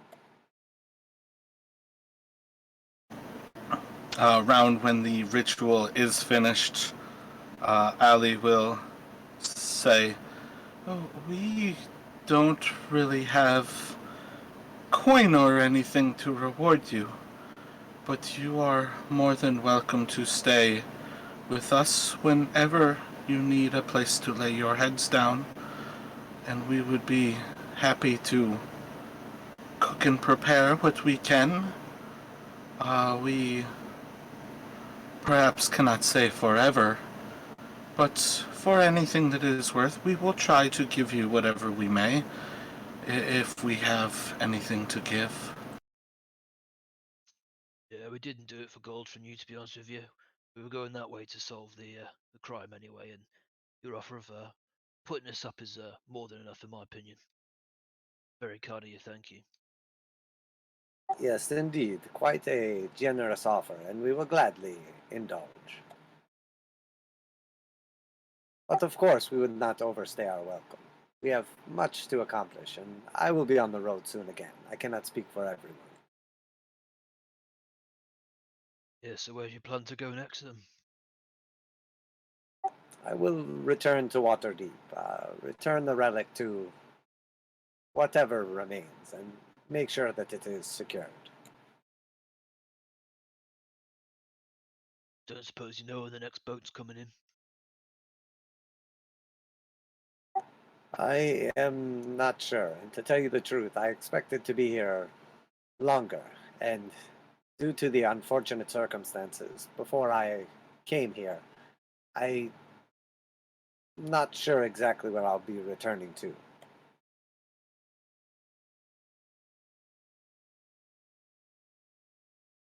Sounds like you belong here, to be honest with you, with the rest of us. You'd be more than welcome to go along with us if you wanted to. I appreciate your offer, but I'm sure that I will be needed back there. At least the possessions I have will be. Alright, well, the offer was there. I respect your decision. I don't think you can leave. Well, the boat can't sail all the way in, but surely it can pick him up the same place it dropped us off. I think that part of the magic of the sky prevents us from leaving.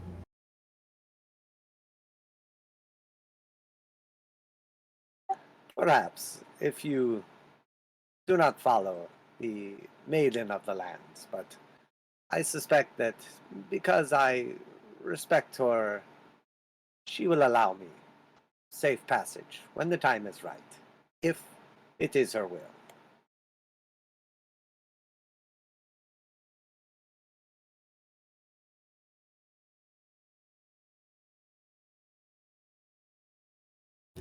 Well, good luck with that. You think I would still be here if I could just walk out? No offense, but you don't seem like the faithful type. I do not believe in luck. I believe in destiny, and with faith comes formidable outcomes.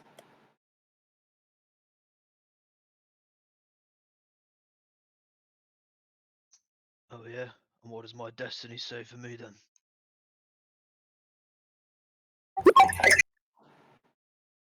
Are you asking for a reading? Because those are my specialty. Well, I was asking Big Easy here, since he seems to know so much about it. I cannot speak of the destiny of others. I merely pray, concentrate, and sometimes in my dreams, the deities speak to me.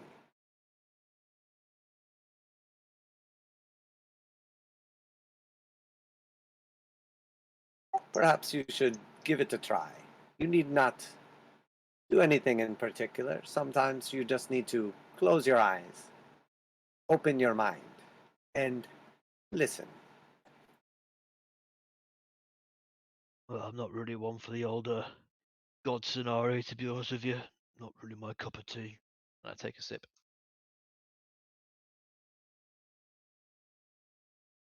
No worries. When they desire your servitude, they will make it evident.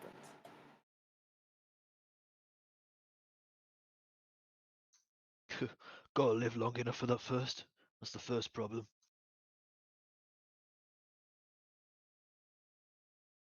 What ails you, my friend? Well, look around for a start. Don't think there's much chance of surviving out here for very long. Especially when you don't like trout. It's not so bad, is it? I can't imagine you're afraid of the cold, and clearly you are brave enough to venture into the wild, so what is it that you are worried about? Well, at the moment, the first thing I'm worried about is turning into them weird things if I die out in the cold that they were telling us about in the last place. All seems a bit weird to me. Yeah, don't subscribe to that multi-level marketing scheme. Exactly. I think the only way you get out of it is if you pass it on to 5 people beneath you.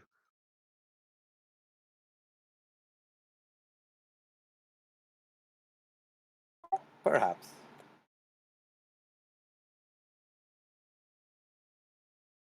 It's just not a great place, really, is it? Didn't come here expecting to survive.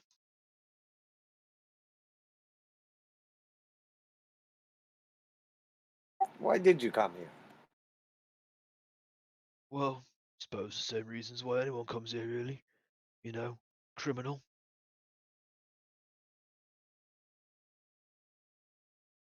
It's about the grand total of it, really. If you don't mind sharing, what are your crimes? Well, I've been a procurer of things by trade for a while now, and let's just say I took something that I was supposed to be paid for, but I kept it for myself. Now I'm here. Can't go back to your employer when you stole from him, can you? You seem like an intelligent man. I'm sure that it was worth the. Well, I'm sure it was worth it, or you would not have made this decision. I feel like that was a compliment, but I didn't go to school or nothing, so I'm not that clever, so I'm not sure if that was you taking the piss out of me or not. Of course not, my friend. Well then I appreciate it, and thanks again for the crossbow. Of course, I see it served you well. Yeah, I just had to get used to the weight of it at first. Didn't even come close to my target, but second shot was alright. Yes, you appear to be a natural. Without taking adequate time to sight it in, thought you did quite well. Sure, in time you will only improve. I just wish I was able to get a bit more up close and personal, but I don't have your equipment and your skills, unfortunately. Same with the little one here, Paris. You did well with all them wolves on you. Thanks. It's not how I usually like making friends, but they wanted to get up close and personal. It was just really good the way that you held that defensive stance so that we were all able to get our attacks off on them. Yes, you certainly demonstrated your durability, and you may be small, but you are stout. And same to yourself, suspicious height changing woman. You did a good job of zapping him. I really don't know what you mean by height changing. That's not me. It's just a forced perspective thing that you saw. Why, how tall are you? I am 5'7".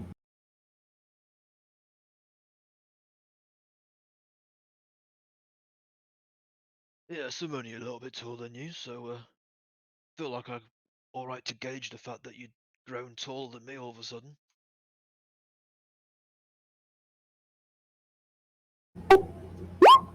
No. I think you misunderstood what you saw.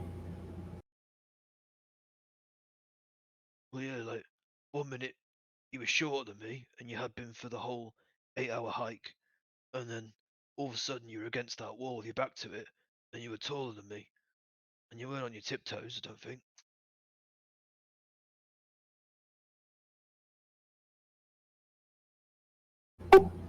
I mean,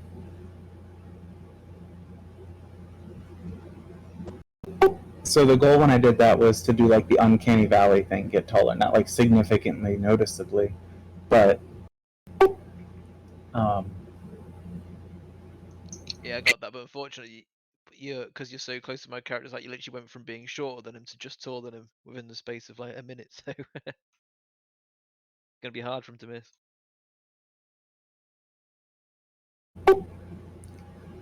well, yeah, I was definitely on my tippy toes for sure. Plus, heels and. Anyways, I cast magic, right? I just enlarged myself a little bit.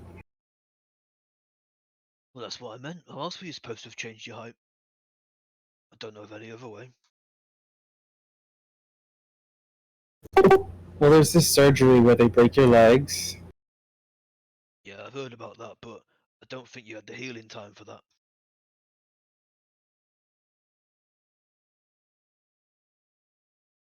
Would you like a berry? That should stop this line of questioning. I got wolf steak and tea. Appreciate it though. Plus, the last time you gave one of them berries to someone, you gave it to Eli and then he died. That's because he didn't eat the whole meal like I told him to.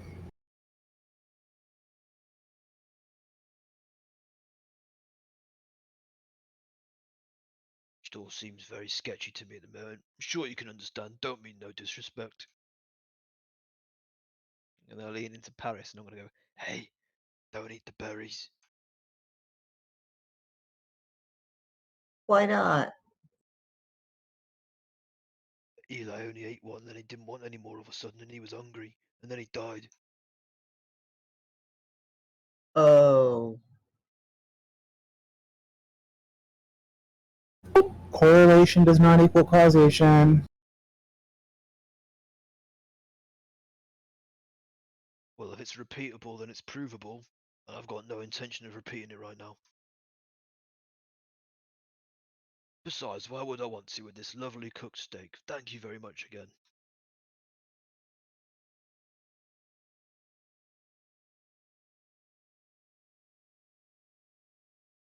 It would have been a good thing for the goats to try. Yeah, I'm sure I've enjoyed it, to be fair. But, it's our meat, not theirs. But they taste like the night sky. What do goats? No, the berries. And what does the night sky taste like? The berries. And what do the berries taste like? The night sky. I think you're stuck in circular logic. Oh, sorry, yeah, just got a bit confused, that was all. Just feeling a bit tired, I think.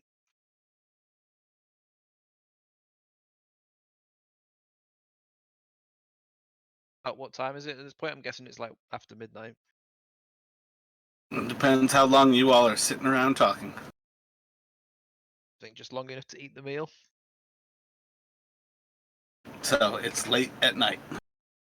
None of you knows time. You don't have keen mind. And it's always dark all the time.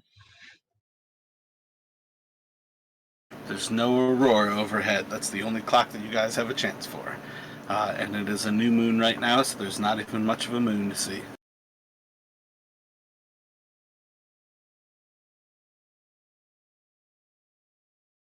Well, it's bed for me. Yeah, I'm saying the same for myself. Ali will take you up to a bedroom. You all have individual rooms right now. Well, that's very kind of you. I wouldn't have minded bunking in with someone else, but your own room's very hospitable. There's not too many other people in town right now, so we've got plenty of room. So I prepared what we had and was hopeful that we would have you. Well, thank you very much, and I'll see you in the morning.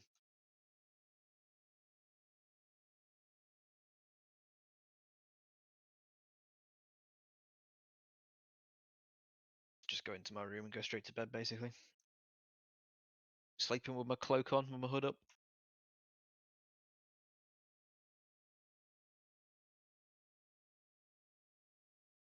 Yes, much appreciated indeed. I too will turn in for the night. Thank you again for your hospitality.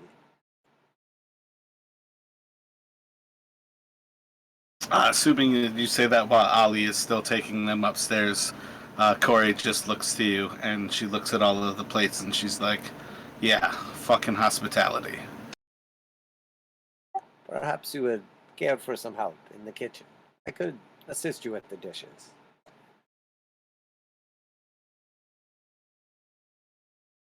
Roll a persuasion with advantage.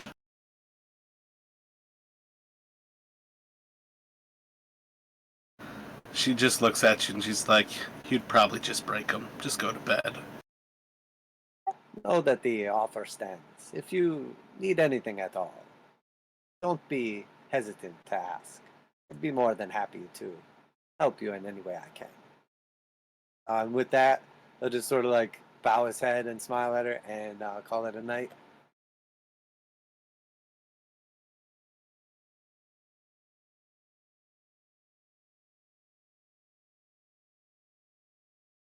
So everyone can take a long rest here. We will pick up in the morning for you all, and whatever you would like to go about doing.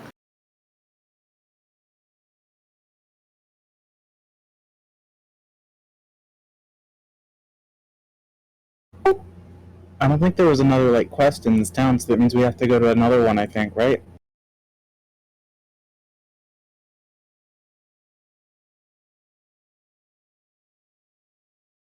So I mean, out of game? Are you asking this or?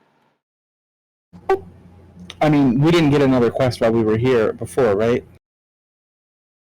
Well, not like specifically, but I mean, we still got some stuff to wrap up, and if we needed to like resupply or anything before we leave, but I'm assuming we're gonna go over and talk to our guide, and what was his name? Artness? Yarp. I can't tell if that's an R and N, but yeah, Jarthra and Artness or Anthonus. Yeah, I can check in with them, see if there's anything else, but I think moreover, unless we're going to the Dwarven Citadel, which is another trip out with Jarthra, then yeah, I think we're pretty much done here.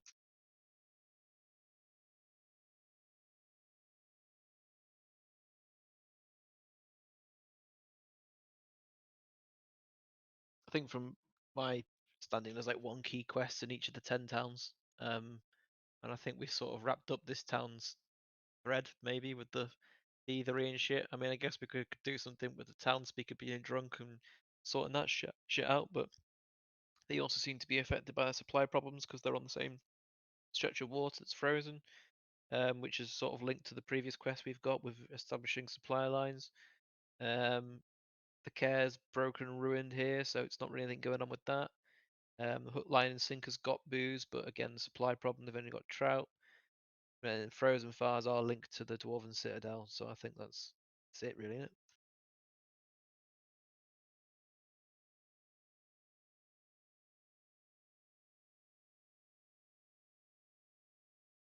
it? So to Frozen Fire then.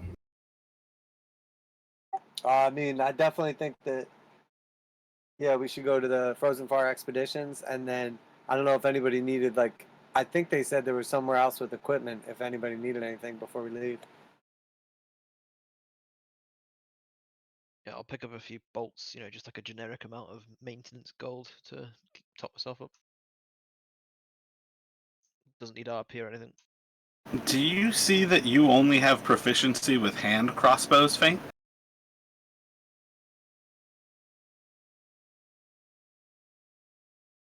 You technically, you're using that crossbow without your proficiency bonus. It says crossbow, then it says hand, and then it says longbow, and then it says longsword. Yeah, it says it like that because it's crossbow hand, like hand crossbow. It's just very sillily put there. But if you look at rogues, they gain proficiency for hand crossbows. There's a fucking point in that then. Well, because rogues kill shit with, pistols. That's what it's supposed to be, like the sneaky crossbow.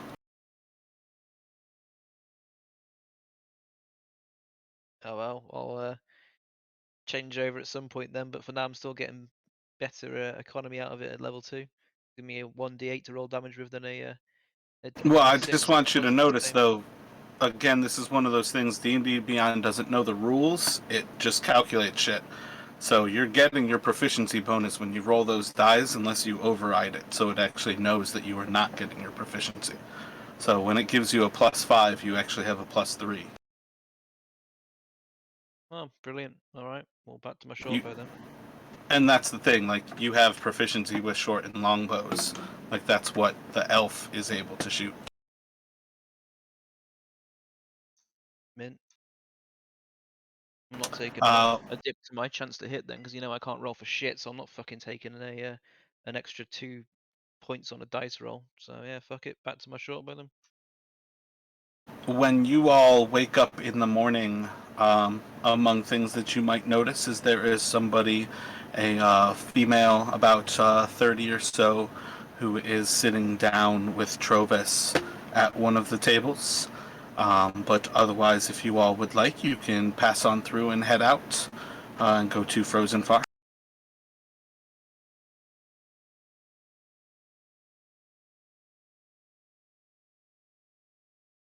We didn't recognize her or anything. Nope, she would be unfamiliar to you all. Are either of the girls anywhere around? If you want to find Allie, that would not take you much time. If you hang out long enough, you would surely see her. Yeah, I would want to see her before we leave and sort of thank her. But in all reality, what I kind of want to do is see if I can overhear what they're talking about at all. Kind of creepily listen in while I look like I'm just making small talk. Make a perception check.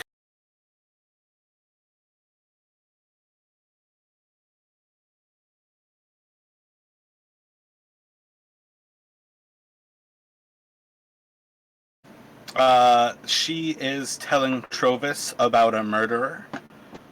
You pick up that she is concerned that the person might be heading this direction, and that they have last been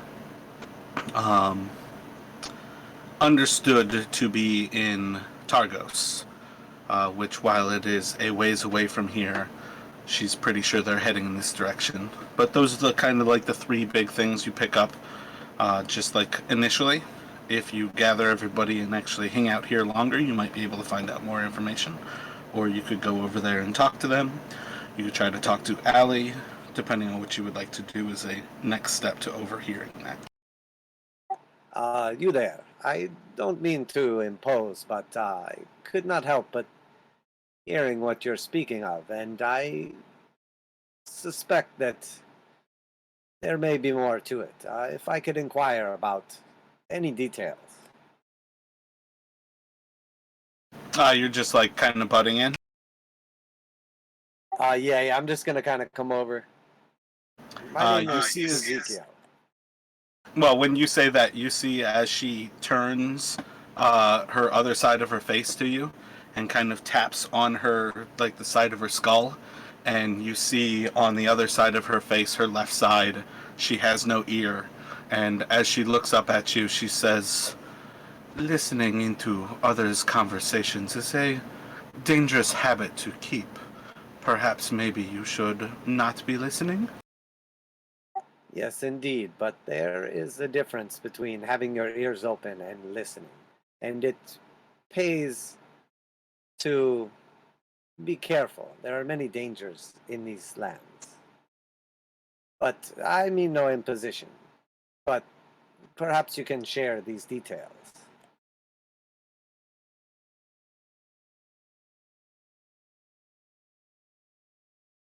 Make a persuasion check.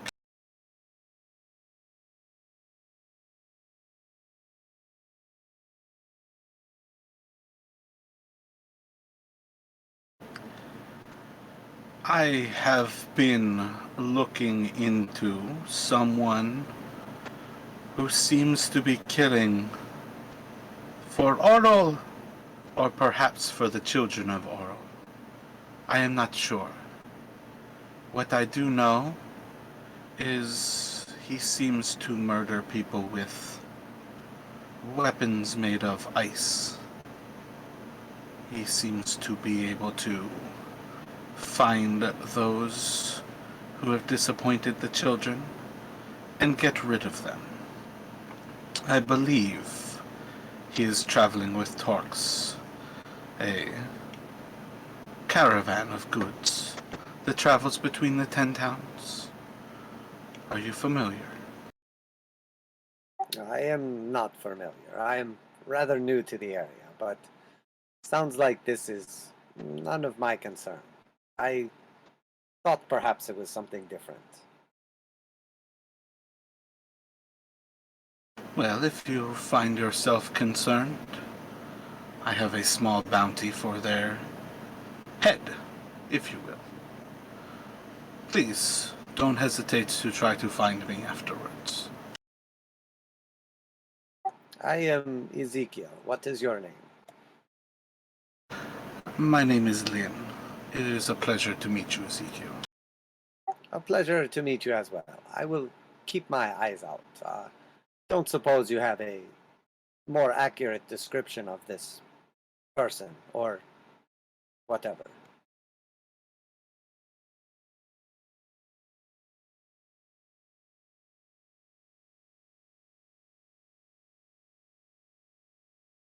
I have begun to suspect that it may be the bodyguard of Torga herself. I've tracked 5 of the murders so far to places where the caravan has been, up until the night of the murders themselves. This most recent one was on the night of the sacrifice.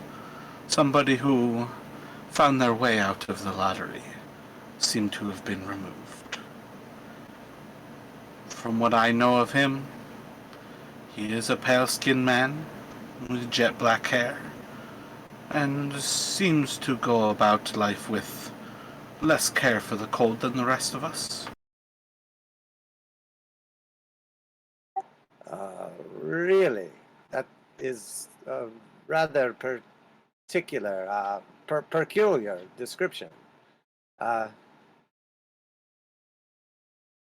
I will keep my eye out for such a man. But yes, and how would I reach you if I were to find this man? Claim his head.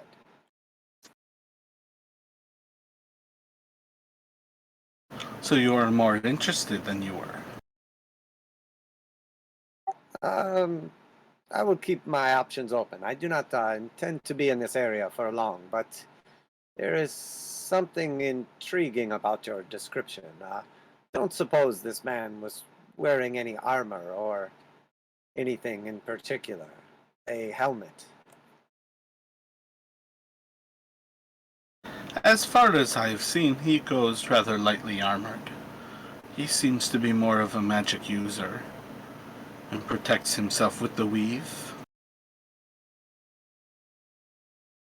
Indeed, I will keep my eye out for such a man.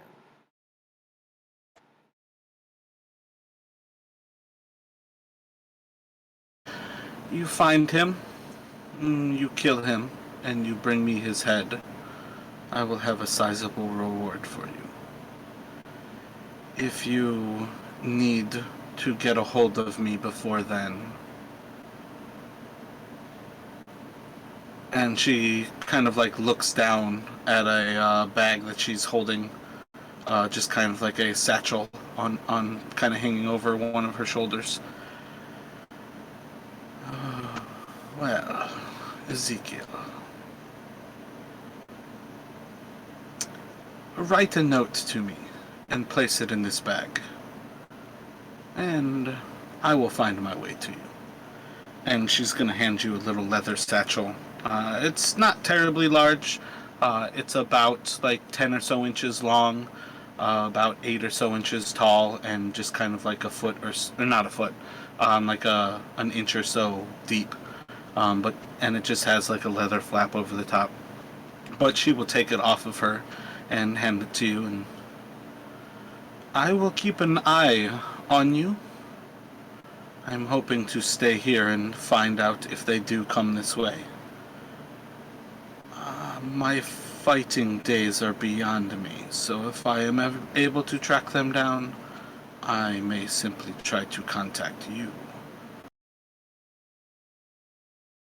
Indeed, I'm somewhat familiar with this type of magic.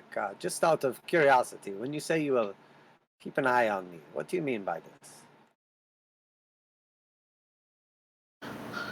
For now, if you need help, write a note and leave it in the satchel. Indeed. Lynn it was, correct? Indeed. If the situation presents itself, I will contact you.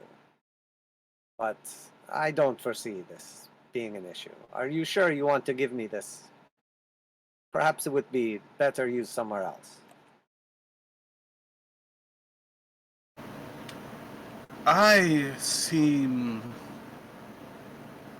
to feel perhaps a touch of destiny about you. You seem too trustworthy. And I have already heard some note from Trovis about what you all have done. I've been here in town for a few days now. I think it is a safe idea to try to bring you into my own needs. A touch of destiny indeed. I feel the same. Well, I must continue. We have much to do and places to be. One more question. Where did you say that this Torga's caravan travels, and where would it be now if we were looking for it? They were last in Targos. They travel between all of the 10 towns. They roam between the ways of Icewind Dale, finding what they need to find and selling what they need to sell. Many of the towns have little area for commerce, and you will find that Torgas is their only option to buy what they lack. When she said the caravan earlier, like Torvus, is there another name, Torga, or did I just mishear it? Is that just the name of the caravan, or is that a person?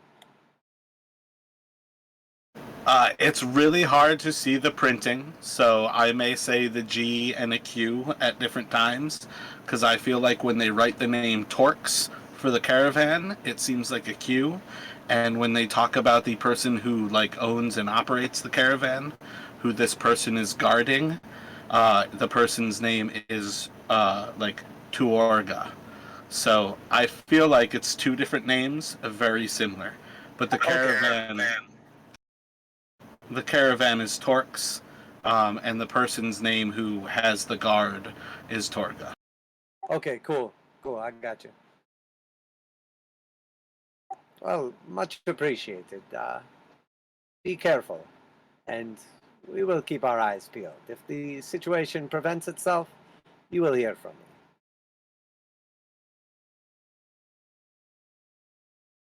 And I don't quite know what's going on with your inventory, because it's trying to add it to like different places, but you will now find there's a diplomat's pouch on you. Okay, gotcha.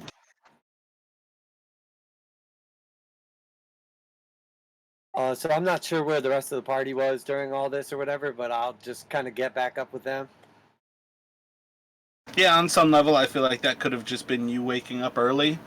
I feel like clerics will always be among the earliest risers. Yeah, that's what I took it as. I didn't take myself as being there. Explain what happened. Just easier.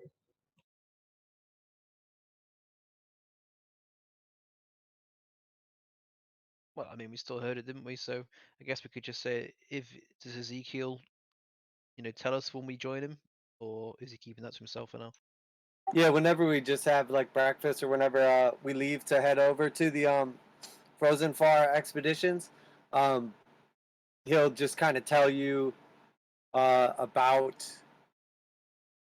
So yeah, I'll tell you the majority of what she said about the pouch, the ability to contact him, that there was a murderer, but he will particularly leave out three things. One, that the man or person was a follower of Oral. Two, that they didn't appear to be particularly affected by the cold. And three, that they were killing people with ice style weapons. So I'm leaving out those three particular details on purpose. Okay, then. So for my notes, then I'll just put simply as Ezekiel has been given a diplomat's pouch following being informed of a murder, and I'll leave it as simple as that. Then, yeah, is that what you're saying? You want to keep it as? Yeah, something like that. I mean, I'll tell you guys about the caravan and everything like that. But definitely just going to leave out like those three specifics. All right, cool, got it.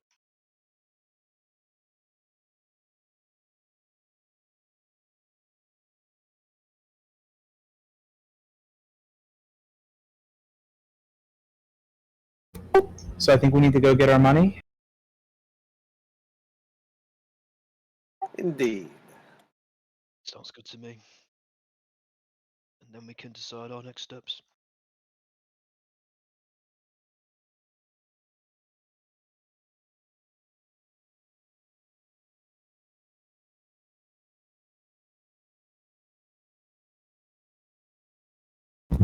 Back to Frozen Far. So you have a pretty simple tramp across the way to Frozen Far Expeditions. Entering in through the main doors, you quickly see Antonis.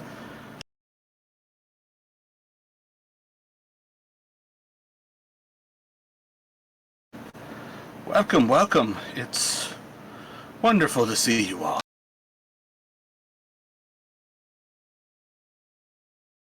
You too, Mr. Anteos. I believe you've got something for us, I guess, at this point.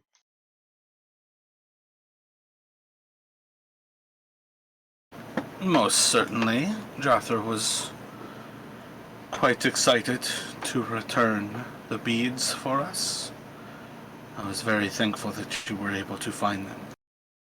I understand you have returned many things for the town folk here in Kirkonig. Well, we did what we could. Wanted to help the town, and we were there anyway. Just meant that we had to make a few little changes to our plan to come back. But yeah, wanted to do our bit for the town.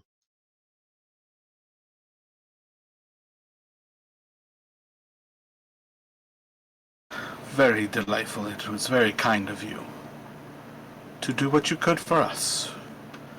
And while most of the town has no means of thanking you, I certainly am among those who can. I am happy to have my trading beads returned. I wonder what is more useful to you, some beads to store wealth or actual coin? Coin. I'm thinking coin too. What do we reckon? That's two for coin, I guess, at this point. Out of curiosity, what are means to store wealth?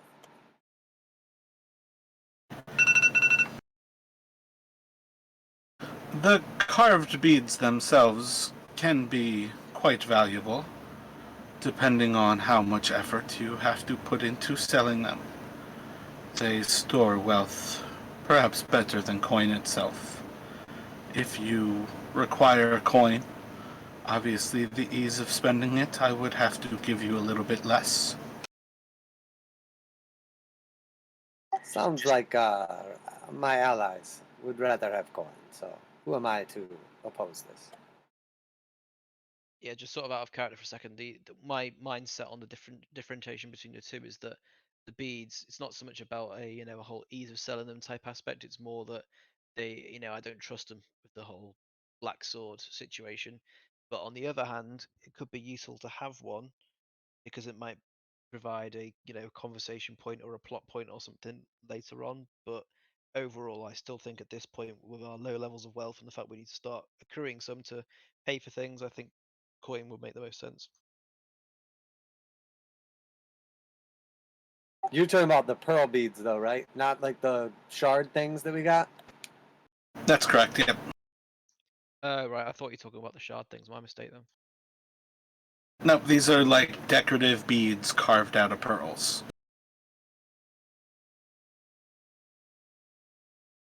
Yes, the coin then. Just out of curiosity, I don't suppose that you know anything about these. And I would like pull out a bag with those things in it and see if he recognizes them.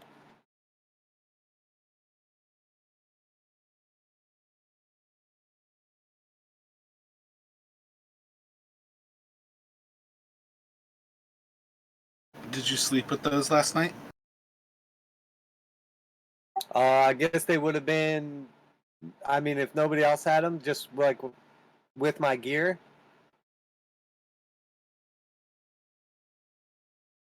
Like whatever, when I would take off like my armor, my wealth, and everything, I would imagine they would just be like sitting in my backpack or whatever. Roll a charisma saving throw for me.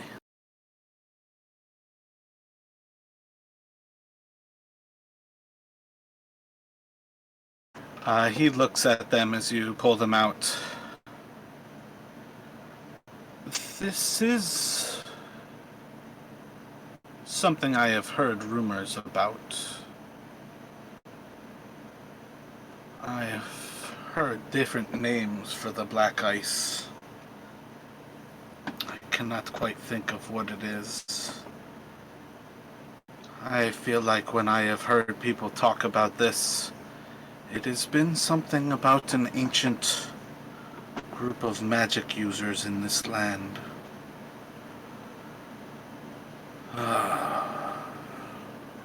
Are you in town for long? In the area, but this particular town, we are preparing to depart. Our business is done here for now. How long before you leave? This was actually our last stop before we depart, but if there is a reason, perhaps we could delay. What did you have in mind? No, it's no reason to delay.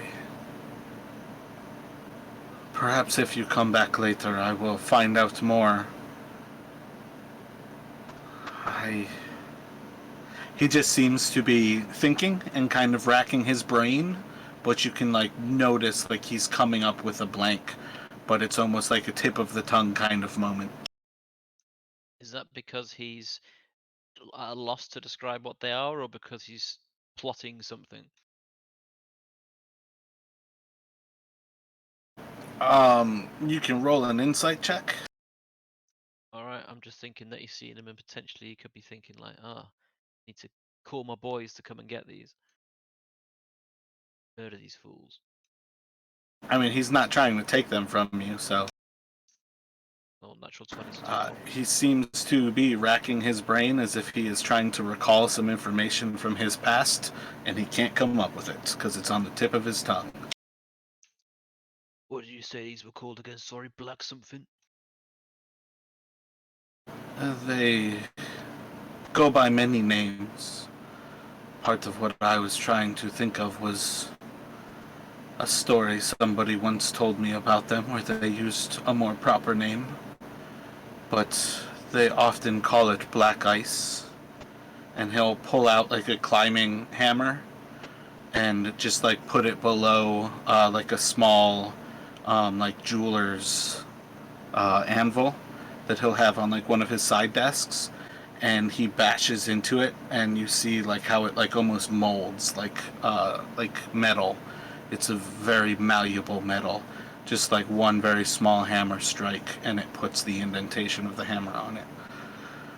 This has many magical properties. The metal stays quite malleable despite lacking heat. I know the name. And he just kind of gets lost in the thought of it. Well, we met some interesting people in Caer Denival. They were called the Black Swords, and they mentioned about some kind of weird ritual where they went out to go and die in the cold and they'd come back saved. Don't suppose you think it could have something to do with them?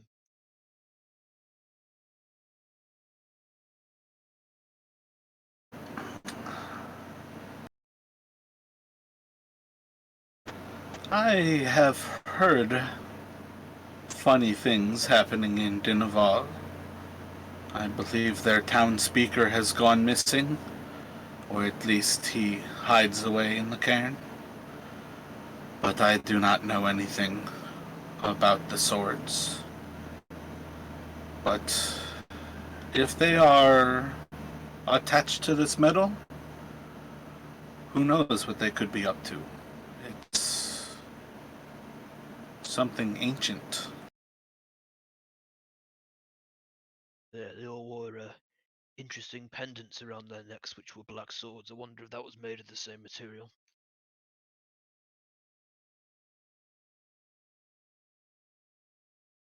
I only know of one black ice, and this is it. If it seems like they wear this, they are wearing this. As he's like doing all this, is he touching them like with his bare hands? Does he have gloves on? Does he seem like apprehensive of the material? He's not like handling it. He would have taken it over to the actual anvil, in his hands. But he's not like explicitly holding it. He's also not explicitly like not touching these. Okay, I got you. So I wouldn't pick anything up that there's any reason to be cautious of carrying this or handling it or anything. Yeah, at present, I don't think so. Affirmative. We saw some strange things, by the way, in the keep where we liberated your items. There was experiments going on. People and animals in cages covered in mushrooms, attacking us like feral beings. Don't suppose you've had sight of anything that matches that description around here any time recently?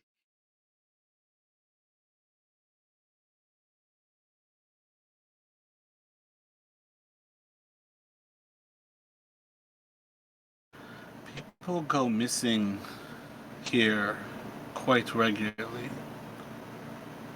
It is hard to say at any time whether they are missing because they trod on secrets they were not meant to know, or if they were coming in contact with more vicious things. Jarthra told me what you all found there, and if the Duragar have come out of the Underdark, and if they are toying with the black ice, it is hard to understand what they could be up to. But Oro's rhyme has everything to do with it. Were the sun to rise on us again, we would be much safer from the machinations of such creatures.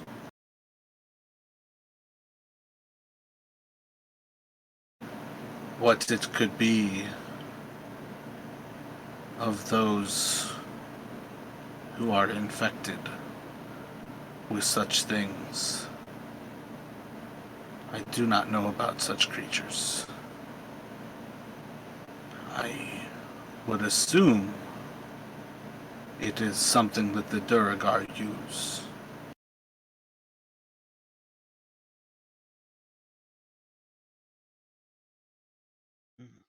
all seems a bit suspicious. And if it seems to be a case of Durgar, sort of corrupted evil people, they were dealing with this. Either it corrupted them, they corrupted it, or they were already corrupted, so it couldn't do anything to them. Either way, if these black swords have got this around their neck, can't be a good thing. How much do you all actually share about those mushroomed people? How much do you all actually remember about them?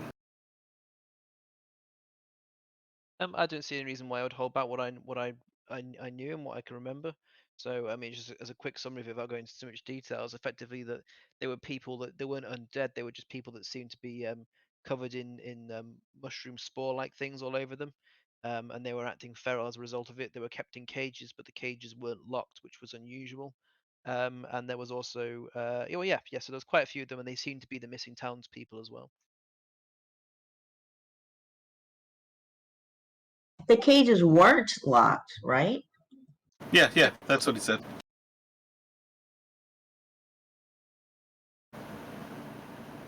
Perhaps I the don't believe reason... I heard or saw anything about them. So Yeah, those bodies would have been burnt by then. I mean, out of character, I know what they are and all that. What was that? My bad. I said out of character, I know what they are and all that. I don't remember if we decided in character what they were. I knew what they were. I No, 'cause believe you failed that check. Yeah, that's right, because I don't know what they are. So if I did know what they were, it was because I discovered it during our playthrough. So yeah. If those people were infected in such a way and then left in open cages, perhaps they were already dead, and it was the mycelium, the mushroom, that was operating their mind. Those things were little more than tools.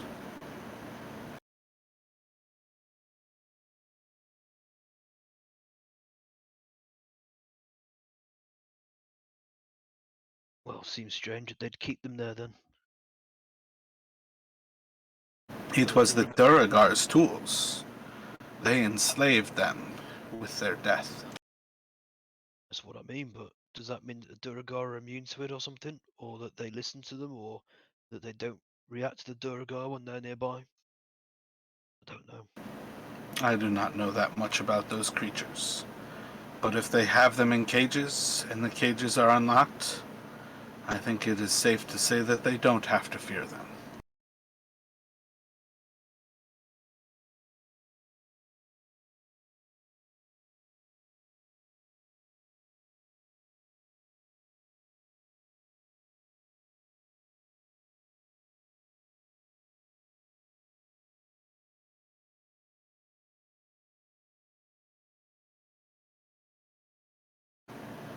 So he will collect up 46 gold coins and 22 silver pieces and give them to you all. I have little more for coins, but this is what I can offer. I think this is a sizable bounty for returning what was mine. So 22 silver, did you say? Sorry. Yep.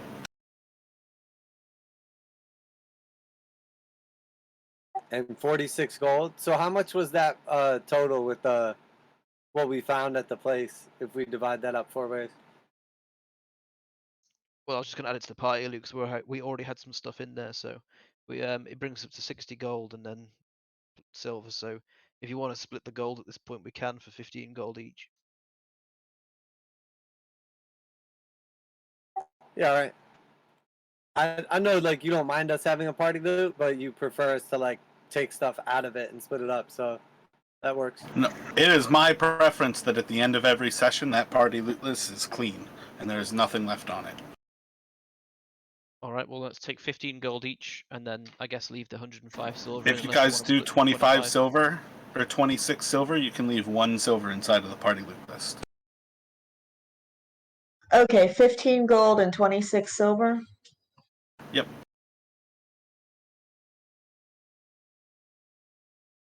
Much appreciated.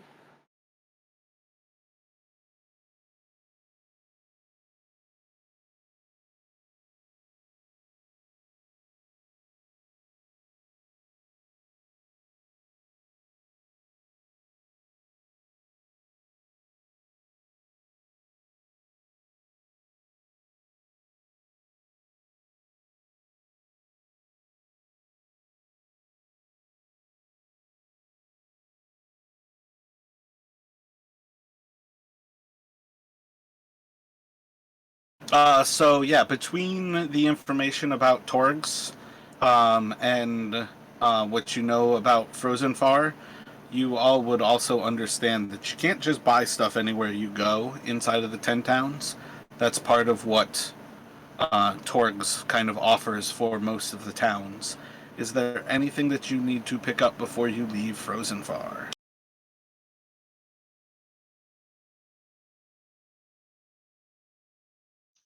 Nah, but I mean, we could always speak to what's his face, the town speaker, before we go, and just tell him to shape the fuck up. Trovis. Did we give back the goats? Was that part of like the stuff like in the sled?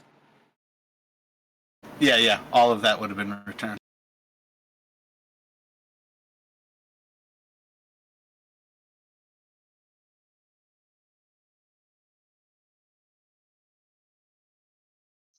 Damn, could have got round faster with the sleds and the goats. I gave you guys no speed advantage by having the goats. Yeah, but I was thinking 2 people could ride on the sled and 2 people could jog, and you could keep changing over. So if we were gonna like count up that wolf meat, how much like rations is that good for between us? Oh dear lord. I mean, if you don't want to worry about it, that's fine. Yeah, because our options is we just say, oh, we've got some wolf meat, and that lasts for a while, or we say we leave it with the town for them to have instead of trout. Well, a ration is technically 2 pounds. Yeah, so there's like 23 rations inside all that. Probably less than that because it'll be dried. So just do like 16 rations. Each of you can have four rations from it. And how long is the travel to the next town? It's like a day, basically. It's like 2 hours. Okay, I'm 3 good. I only miles. have 2 rations, so I just wanted to make sure before we left. Fucking priest pack. That's why you've got the alms box.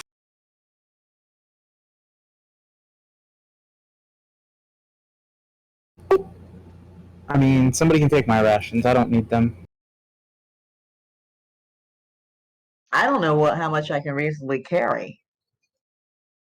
Well, you can carry that, no problem. Trust me. Well, it still says unencumbered. I mean, I threw in 4 more rations, so now I'm carrying 28 pounds of food. I guess, halflings eat a lot. At the top of your inventory screen, it'll say weight carried, then it'll say something like, 60 pounds. If you click the number, then a new box will appear to the right of the screen, and it will say at the top of it what your carrying capacity is. So I'm currently on 87 pounds out of 210 pounds.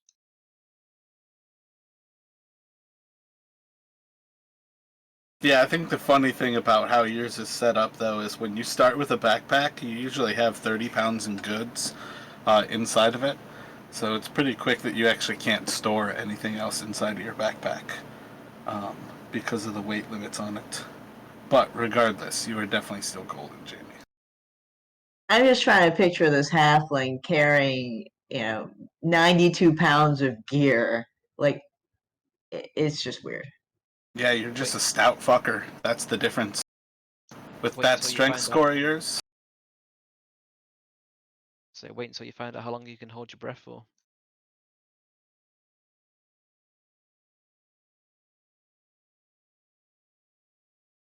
So we're heading to the next town, right?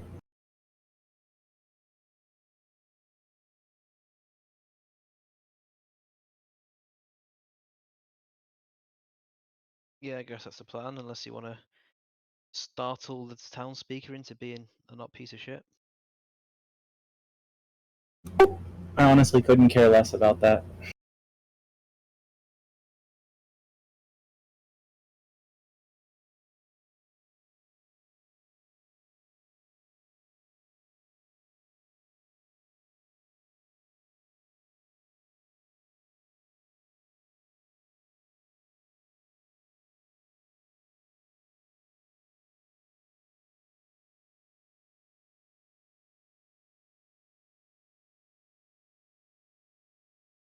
So we haven't really discussed what town we want to go to. Do you guys want to go to the Red Run and just keep moving like down that way? Or do you want to try to go towards Targos and see if we can run into that like caravan? Well, I mean, it's up to you. I mean, you've had that conversation about the whole what's it called, caravan situation. So if you wanted to advise the party that we try that, then we can. I mean, we're here anyway, aren't we? But otherwise, we had the original sort of triangle of locations to head to, and we said we'd come here first because it's out of the way and we get it boxed off. So like the Red Run would be next in that line, kind of.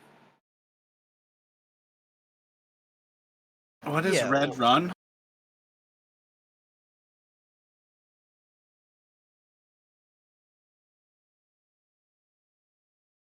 Oh, sorry. It's like the. Oh, okay, I got you. East Haven. You're talking about the Red Run River there. Yeah, when I looked at the map, I just saw Red Run, but yeah, it's called East Haven.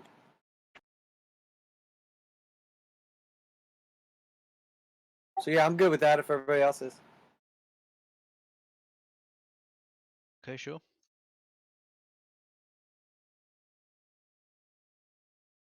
Yeah, I don't think I ever put any effort into scaling that map, so those measurements are pointless. Oh, that's what it is. That map doesn't actually have a scale. I could probably figure it out, but the paths aren't straight.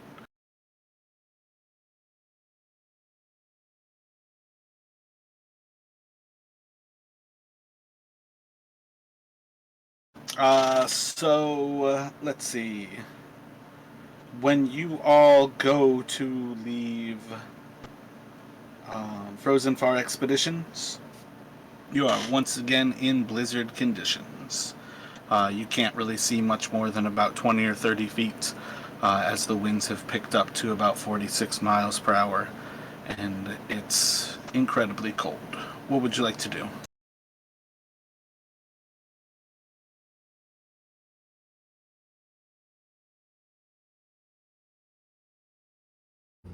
Keep going, yeah? Do you actually have any weather sense? I mean, I've got good survival, and I look at the sky a lot. So probably? Sky's completely blank right now, and usually it's blank, so I don't know.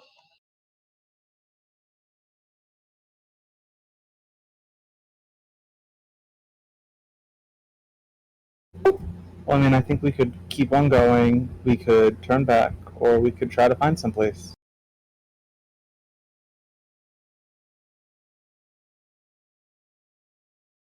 Would you say it was about a 4-hour trip or 8? From Caer Konig to Caer Dineval is 3 miles. It'll take you about 2 hours.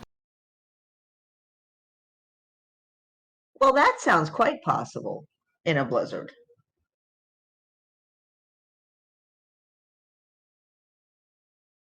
And how far is it to East Haven?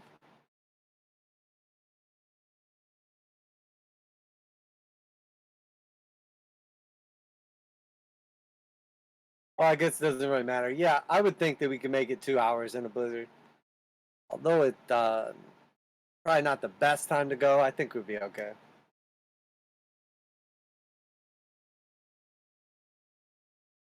So everybody is all set and planning to leave Caer Konig.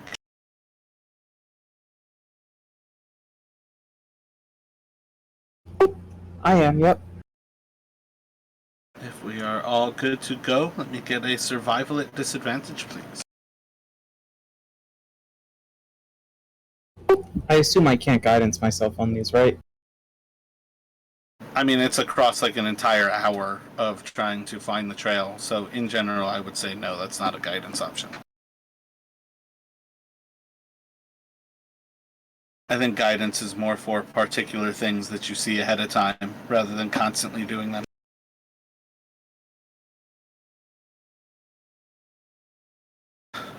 Progressing along, you all feel pretty confident that you are keeping to the trail, more or less following the lake, without any ability to see either Kelvin's cairn behind you, being able to spot Cair Dinaval ahead of you, nor do you ever really spot the lake, but you also don't walk into the lake. So everything seems to be going fine. Let me get another survival check from you.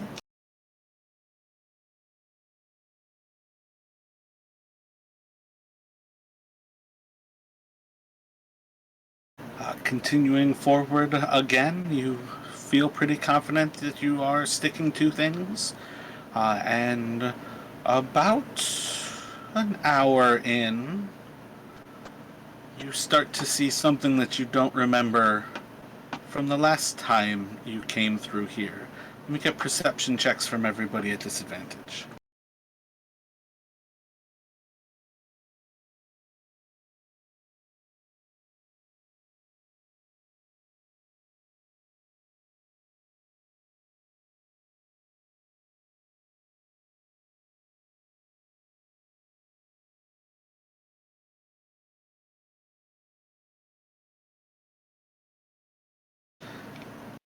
Just lost you, Josh? Yeah, my internet bugged out for a second, but I think I'm back now. Yeah. Can you roll a perception check at disadvantage when you get back? 8. So as you all are moving forward, following the trail between Cair Koenig and Dinaval, you come up to a point where there are massive blocks, almost like huge chunks of ice, about 6, sometimes 8 feet long, 4, sometimes 6 or 8 feet tall. Just huge blocks of snow that seem to be blocking your way. And Ezekiel and Elephine, you spot 12 of these things.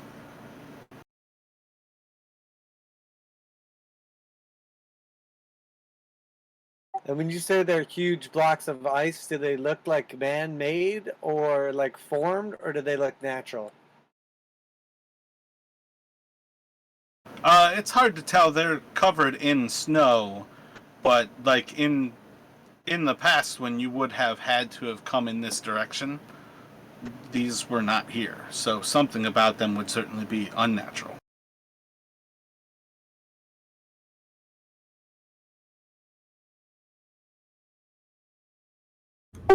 Probably point it out to the group and be like, hey, somebody should go poke one.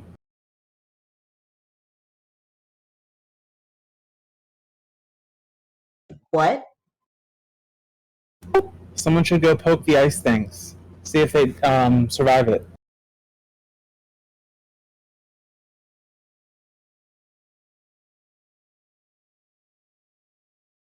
Okay, I'll go poke the ice thing. Paris, what do you have in mind as you are moving forward to these giant snow-covered mounds in the ice?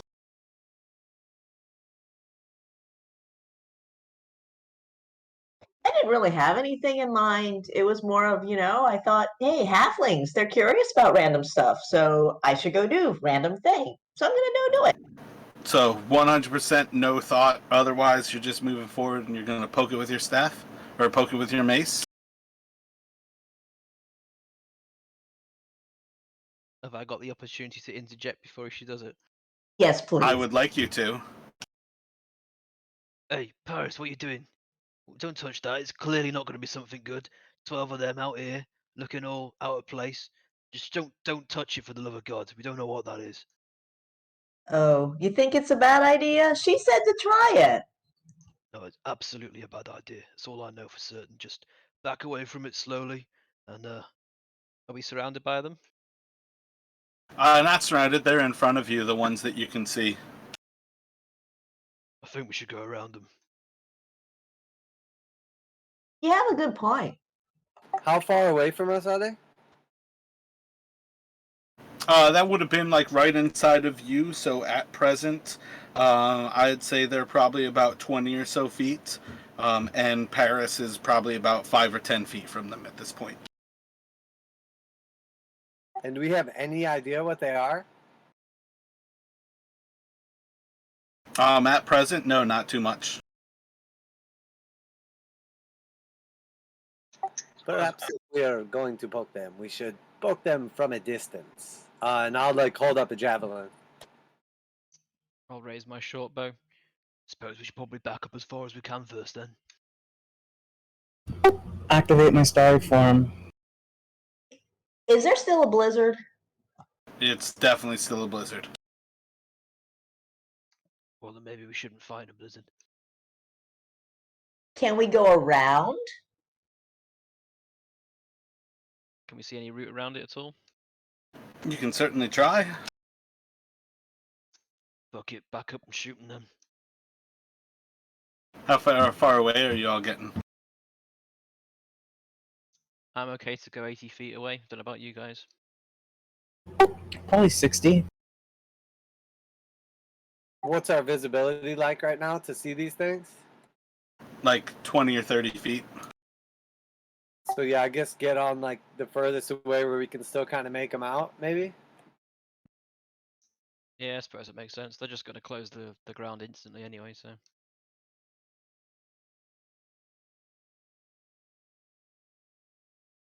So then staying inside of 30 feet? Yeah, I mean if that's the furthest way we can see them. And are they like spaced out from each other pretty far, or are they like all bunched up next to each other?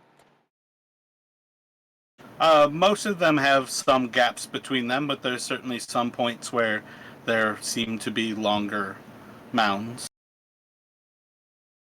Perhaps we should position ourselves so that we are as far as possible from the majority of them. So if we reach out and touch it and provoke something, we can have more time to react. How many of these things are there that we can see? 12.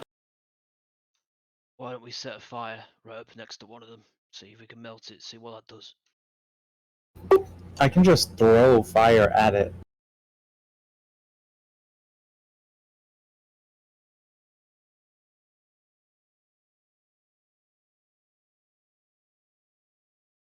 I think we are overthinking this. Let's just see what it is. The little one was about to touch it anyway, so and I'll pull out my javelin and throw it at one. So has Karis pulled back?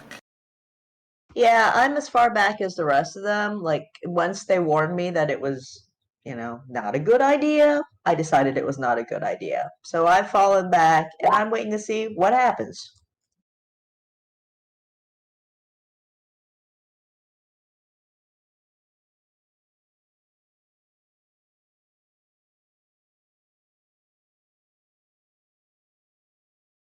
So a little more central on the map right now.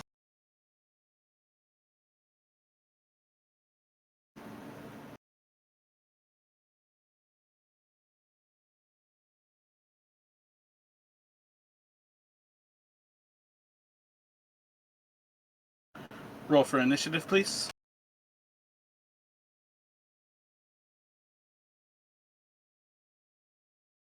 That seems rather fitting.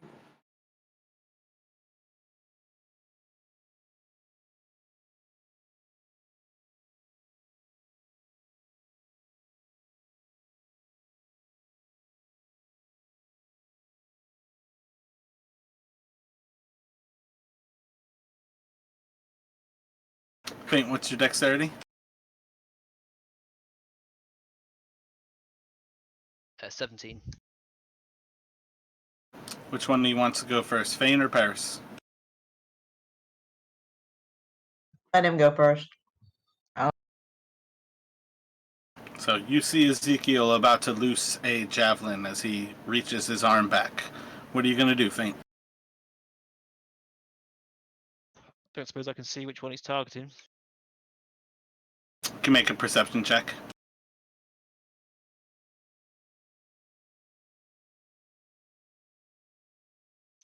13. At best, I'm going to give you a 50-50 with that one.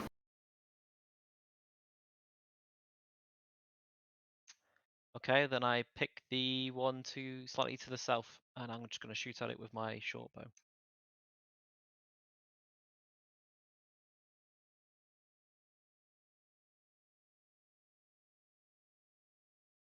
For 11. Seems to stick right in. Nothing happens. Paris, what are you doing? I'll throw a dart at the same one he threw the javelin at.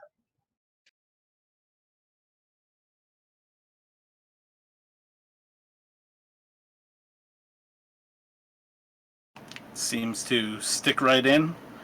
And as this thing shakes off the snow on it, it is a mammoth with tusks probably longer than your body twofold.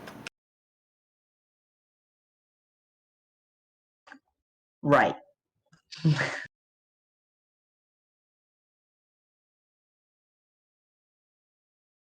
Ezekiel, what would you like to do? So are we like down in a valley right now, or is this just like a path? That's the actual path, like between Caer Konig and Caer Dineval.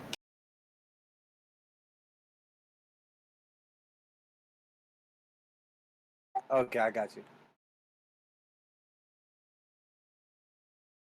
Yeah, I'm gonna just assume this is all taking place at the same time. So I'm gonna let loose a javelin at, I guess, that same one.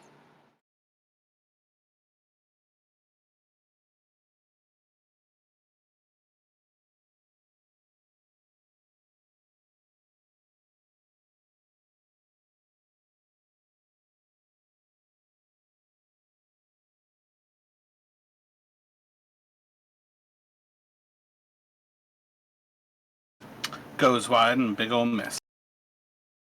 All right, and then I'm just gonna pull my spear back out.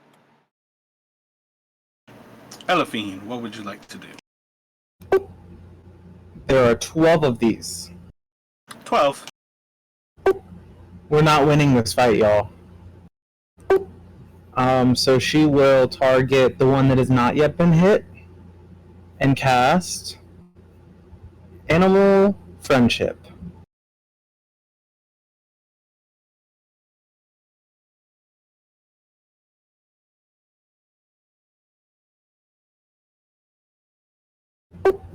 So basically, DC 14 Wisdom save or be charmed.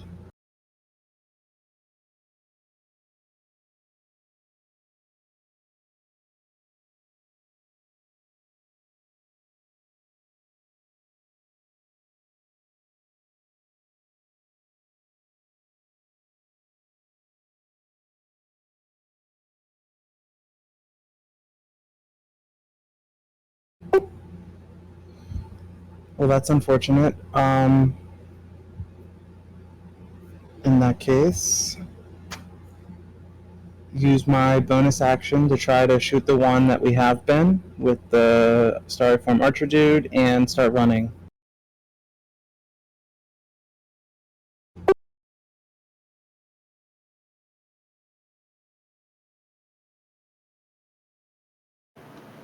Big ol' miss from the starry form. Paris, what would you like to do? I don't like the idea of the mammoth.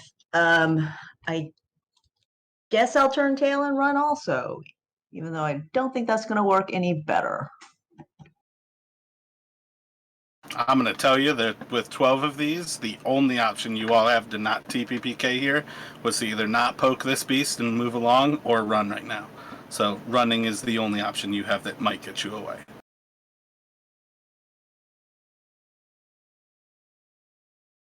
I was rather hoping when I said there were 12 of them and they didn't belong on the road, you guys might not think, hey, we should poke that. That's what my vote was for.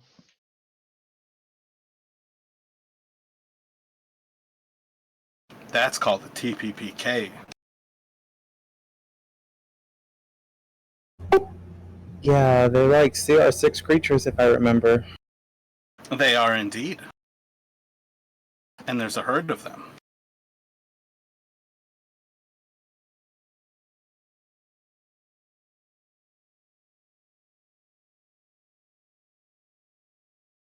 Paris, if you run, you also have a dash action. Do you want to use that? Yes. And did you make sure to move your full movement? I think you have 35 now. Okay. I think at level 2 you gain your increased monk movement. You do. That's the edge of where I've got the map extended to. You also have Step of the Wind for your bonus action if you choose. Sure, I'll take that. I have no idea how physically far I can get at this point, but I'm gonna go to about here. Does that look good?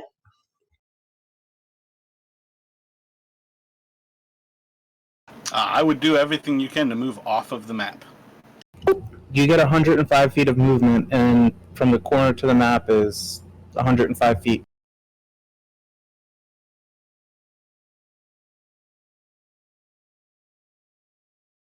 Fink, what are you doing? All right, I'm off the map. All right, Fate says, "Fucking run!" And I dash.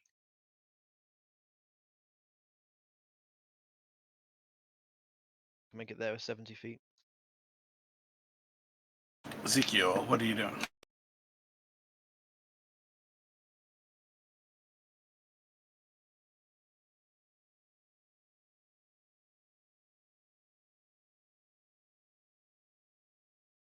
So I mean, is just the one like shook the snow off of it, and the rest are just like standing there, or are they like provoked at this point in time, looking at us? Like, what's going on?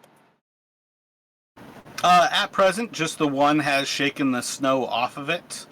But you guys surprised them. They were hunkering down during the blizzard. But they're all starting to stand at present.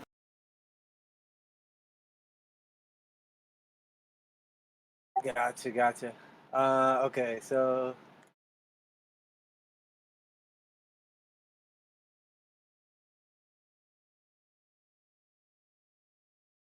yeah, I'll just take the dash action and go 30.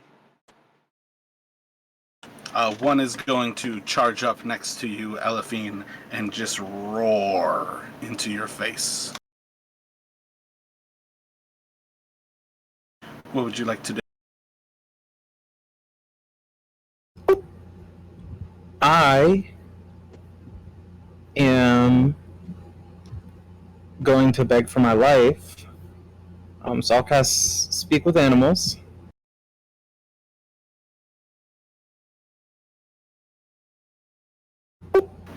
And be like, I am so sorry, y'all. We thought you were made of snow.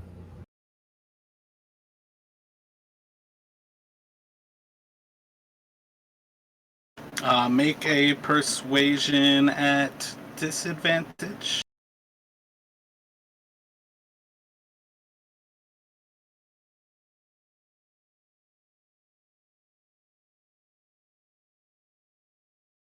And are you moving away? Or are you stopping there? Well, I mean, it gets an attack of opportunity if I move. So, I had to be hopeful. I use my action to try to talk to it. Yeah, gamble it.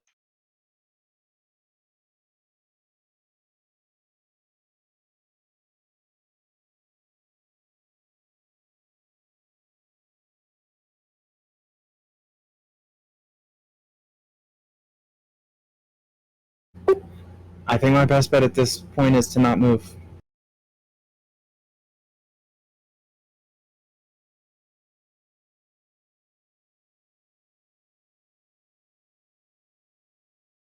Another one is rushing up and doing the same thing. Paris off the board and go. Yeah, I left the board. Faint going off the board.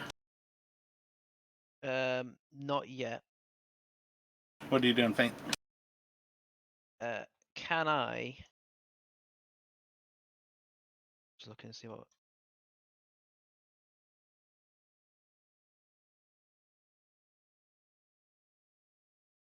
Can I please light my?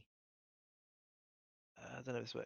Can I light my flask of oil like a Molotov and throw it near them to scare them off? I mean, you can't even see to Ezekiel right now, but you can certainly try. Don't worry about it then. I'll be off the board. And then Ezekiel.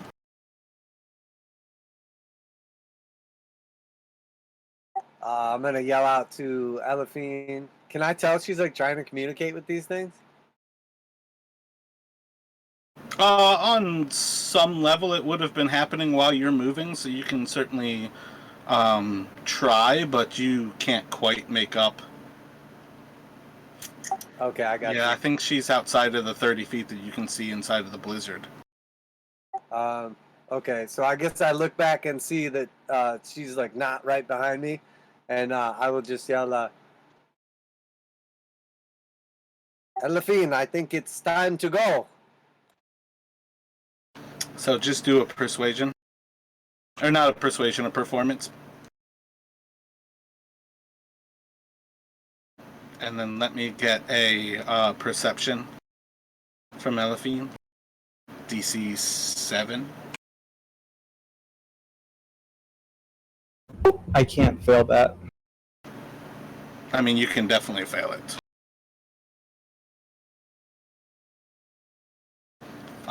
Yeah, so in the blizzard, you're able to pick it up.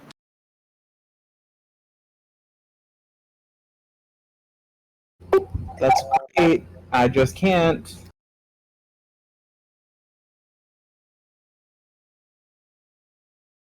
What was that? Oh, she was shouting back that she can't. Oh, I got you. The mammoth is going to...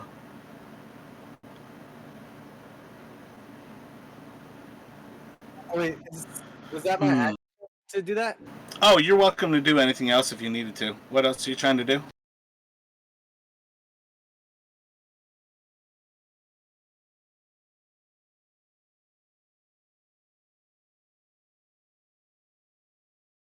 I am going to. Damn. So I can't actually see her right now, huh? No, definitely out of view.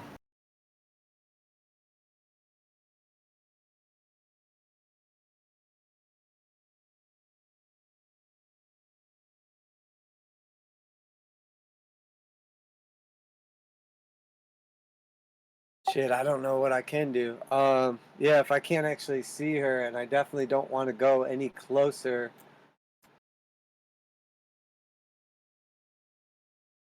Okay, I'm just gonna keep moving back and trust her ability to speak with animals.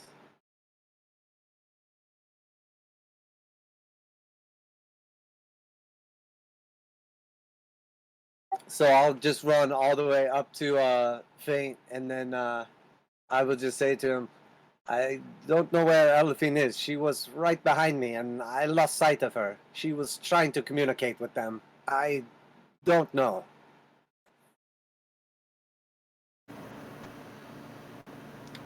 So one of the mammoths, the one on like the northwest of you, is going to stomp as it kind of thrashes its tusks toward you, and you're going to hear it saying, "Run or die." And what would you like to do, Elephine? I'm trying to run. Are you going to let me go? Is that all you're going to do? Well, I was hoping it would reply with a yes. It's the same 6 seconds. It replies on its turn.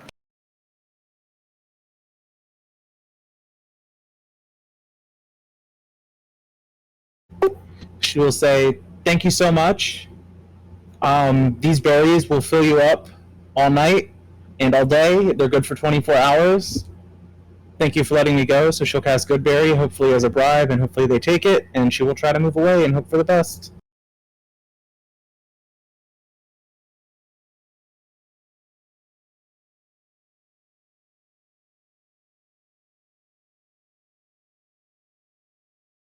So you all can move away from the mammoths, and you now can understand that perhaps the way to Caer Dineval is not open in its normal path, but you can go around to the southeast towards the lake, or to the southwest, kind of deeper into the tundra before starting to turn more directly south, or turning more directly east if you go towards the lake.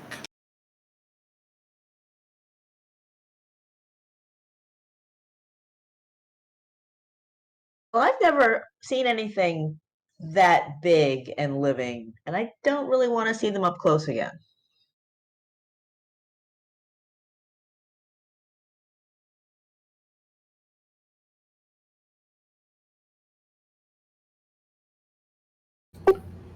Well, let's not cut through the lake. That sounds more dangerous. So let's go north around them. Actually, you know what? Let me have everybody do a survival check here. I marked off that javelin is gone too, so. Yeah, that's definitely one of the situations. Running from a combat will be something that I will take those items that you expended. Affirmative. Yeah, so you guys regroup without a problem. That's better than expected. I kind of thought we might get lost. Yeah, so I would say try to go around, not the lake way. Try to stick to the more to the mainland and go around that way. Although the lake is like completely frozen over, I just don't feel like it's a good idea to like go on the lake. Yeah, I'd agree. You could just suppose crack at any time you're dead. But you'd think there'd be less monsters on it.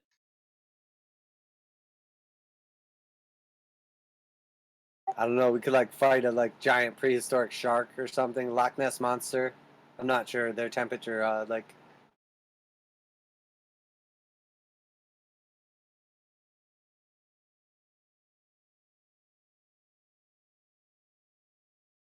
It's pretty hard to navigate on a lake as well in a blizzard because you've got no landmarks.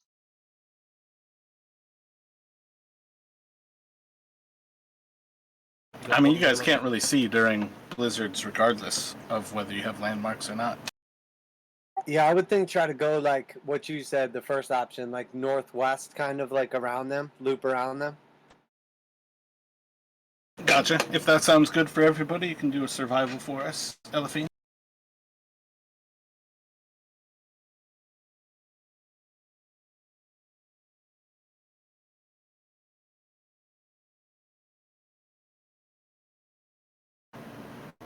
Seems to be a successful diversion away from the beasts themselves.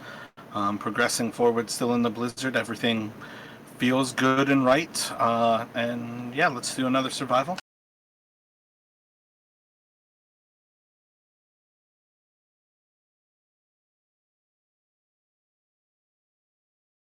You start to kind of wheel around towards the south as you start to hit some of like the hills that start to belie like the Dwarven Valley. Feeling pretty successful that you were on the right route. And let's do one more.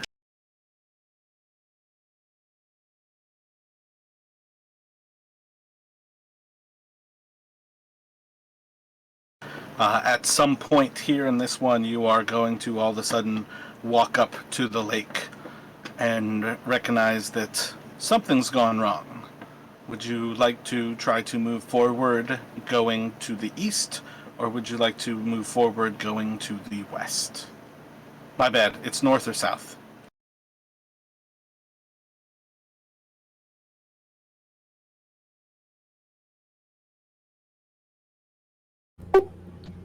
Probably north. Sorry, south, looking at where the compass is on the map now.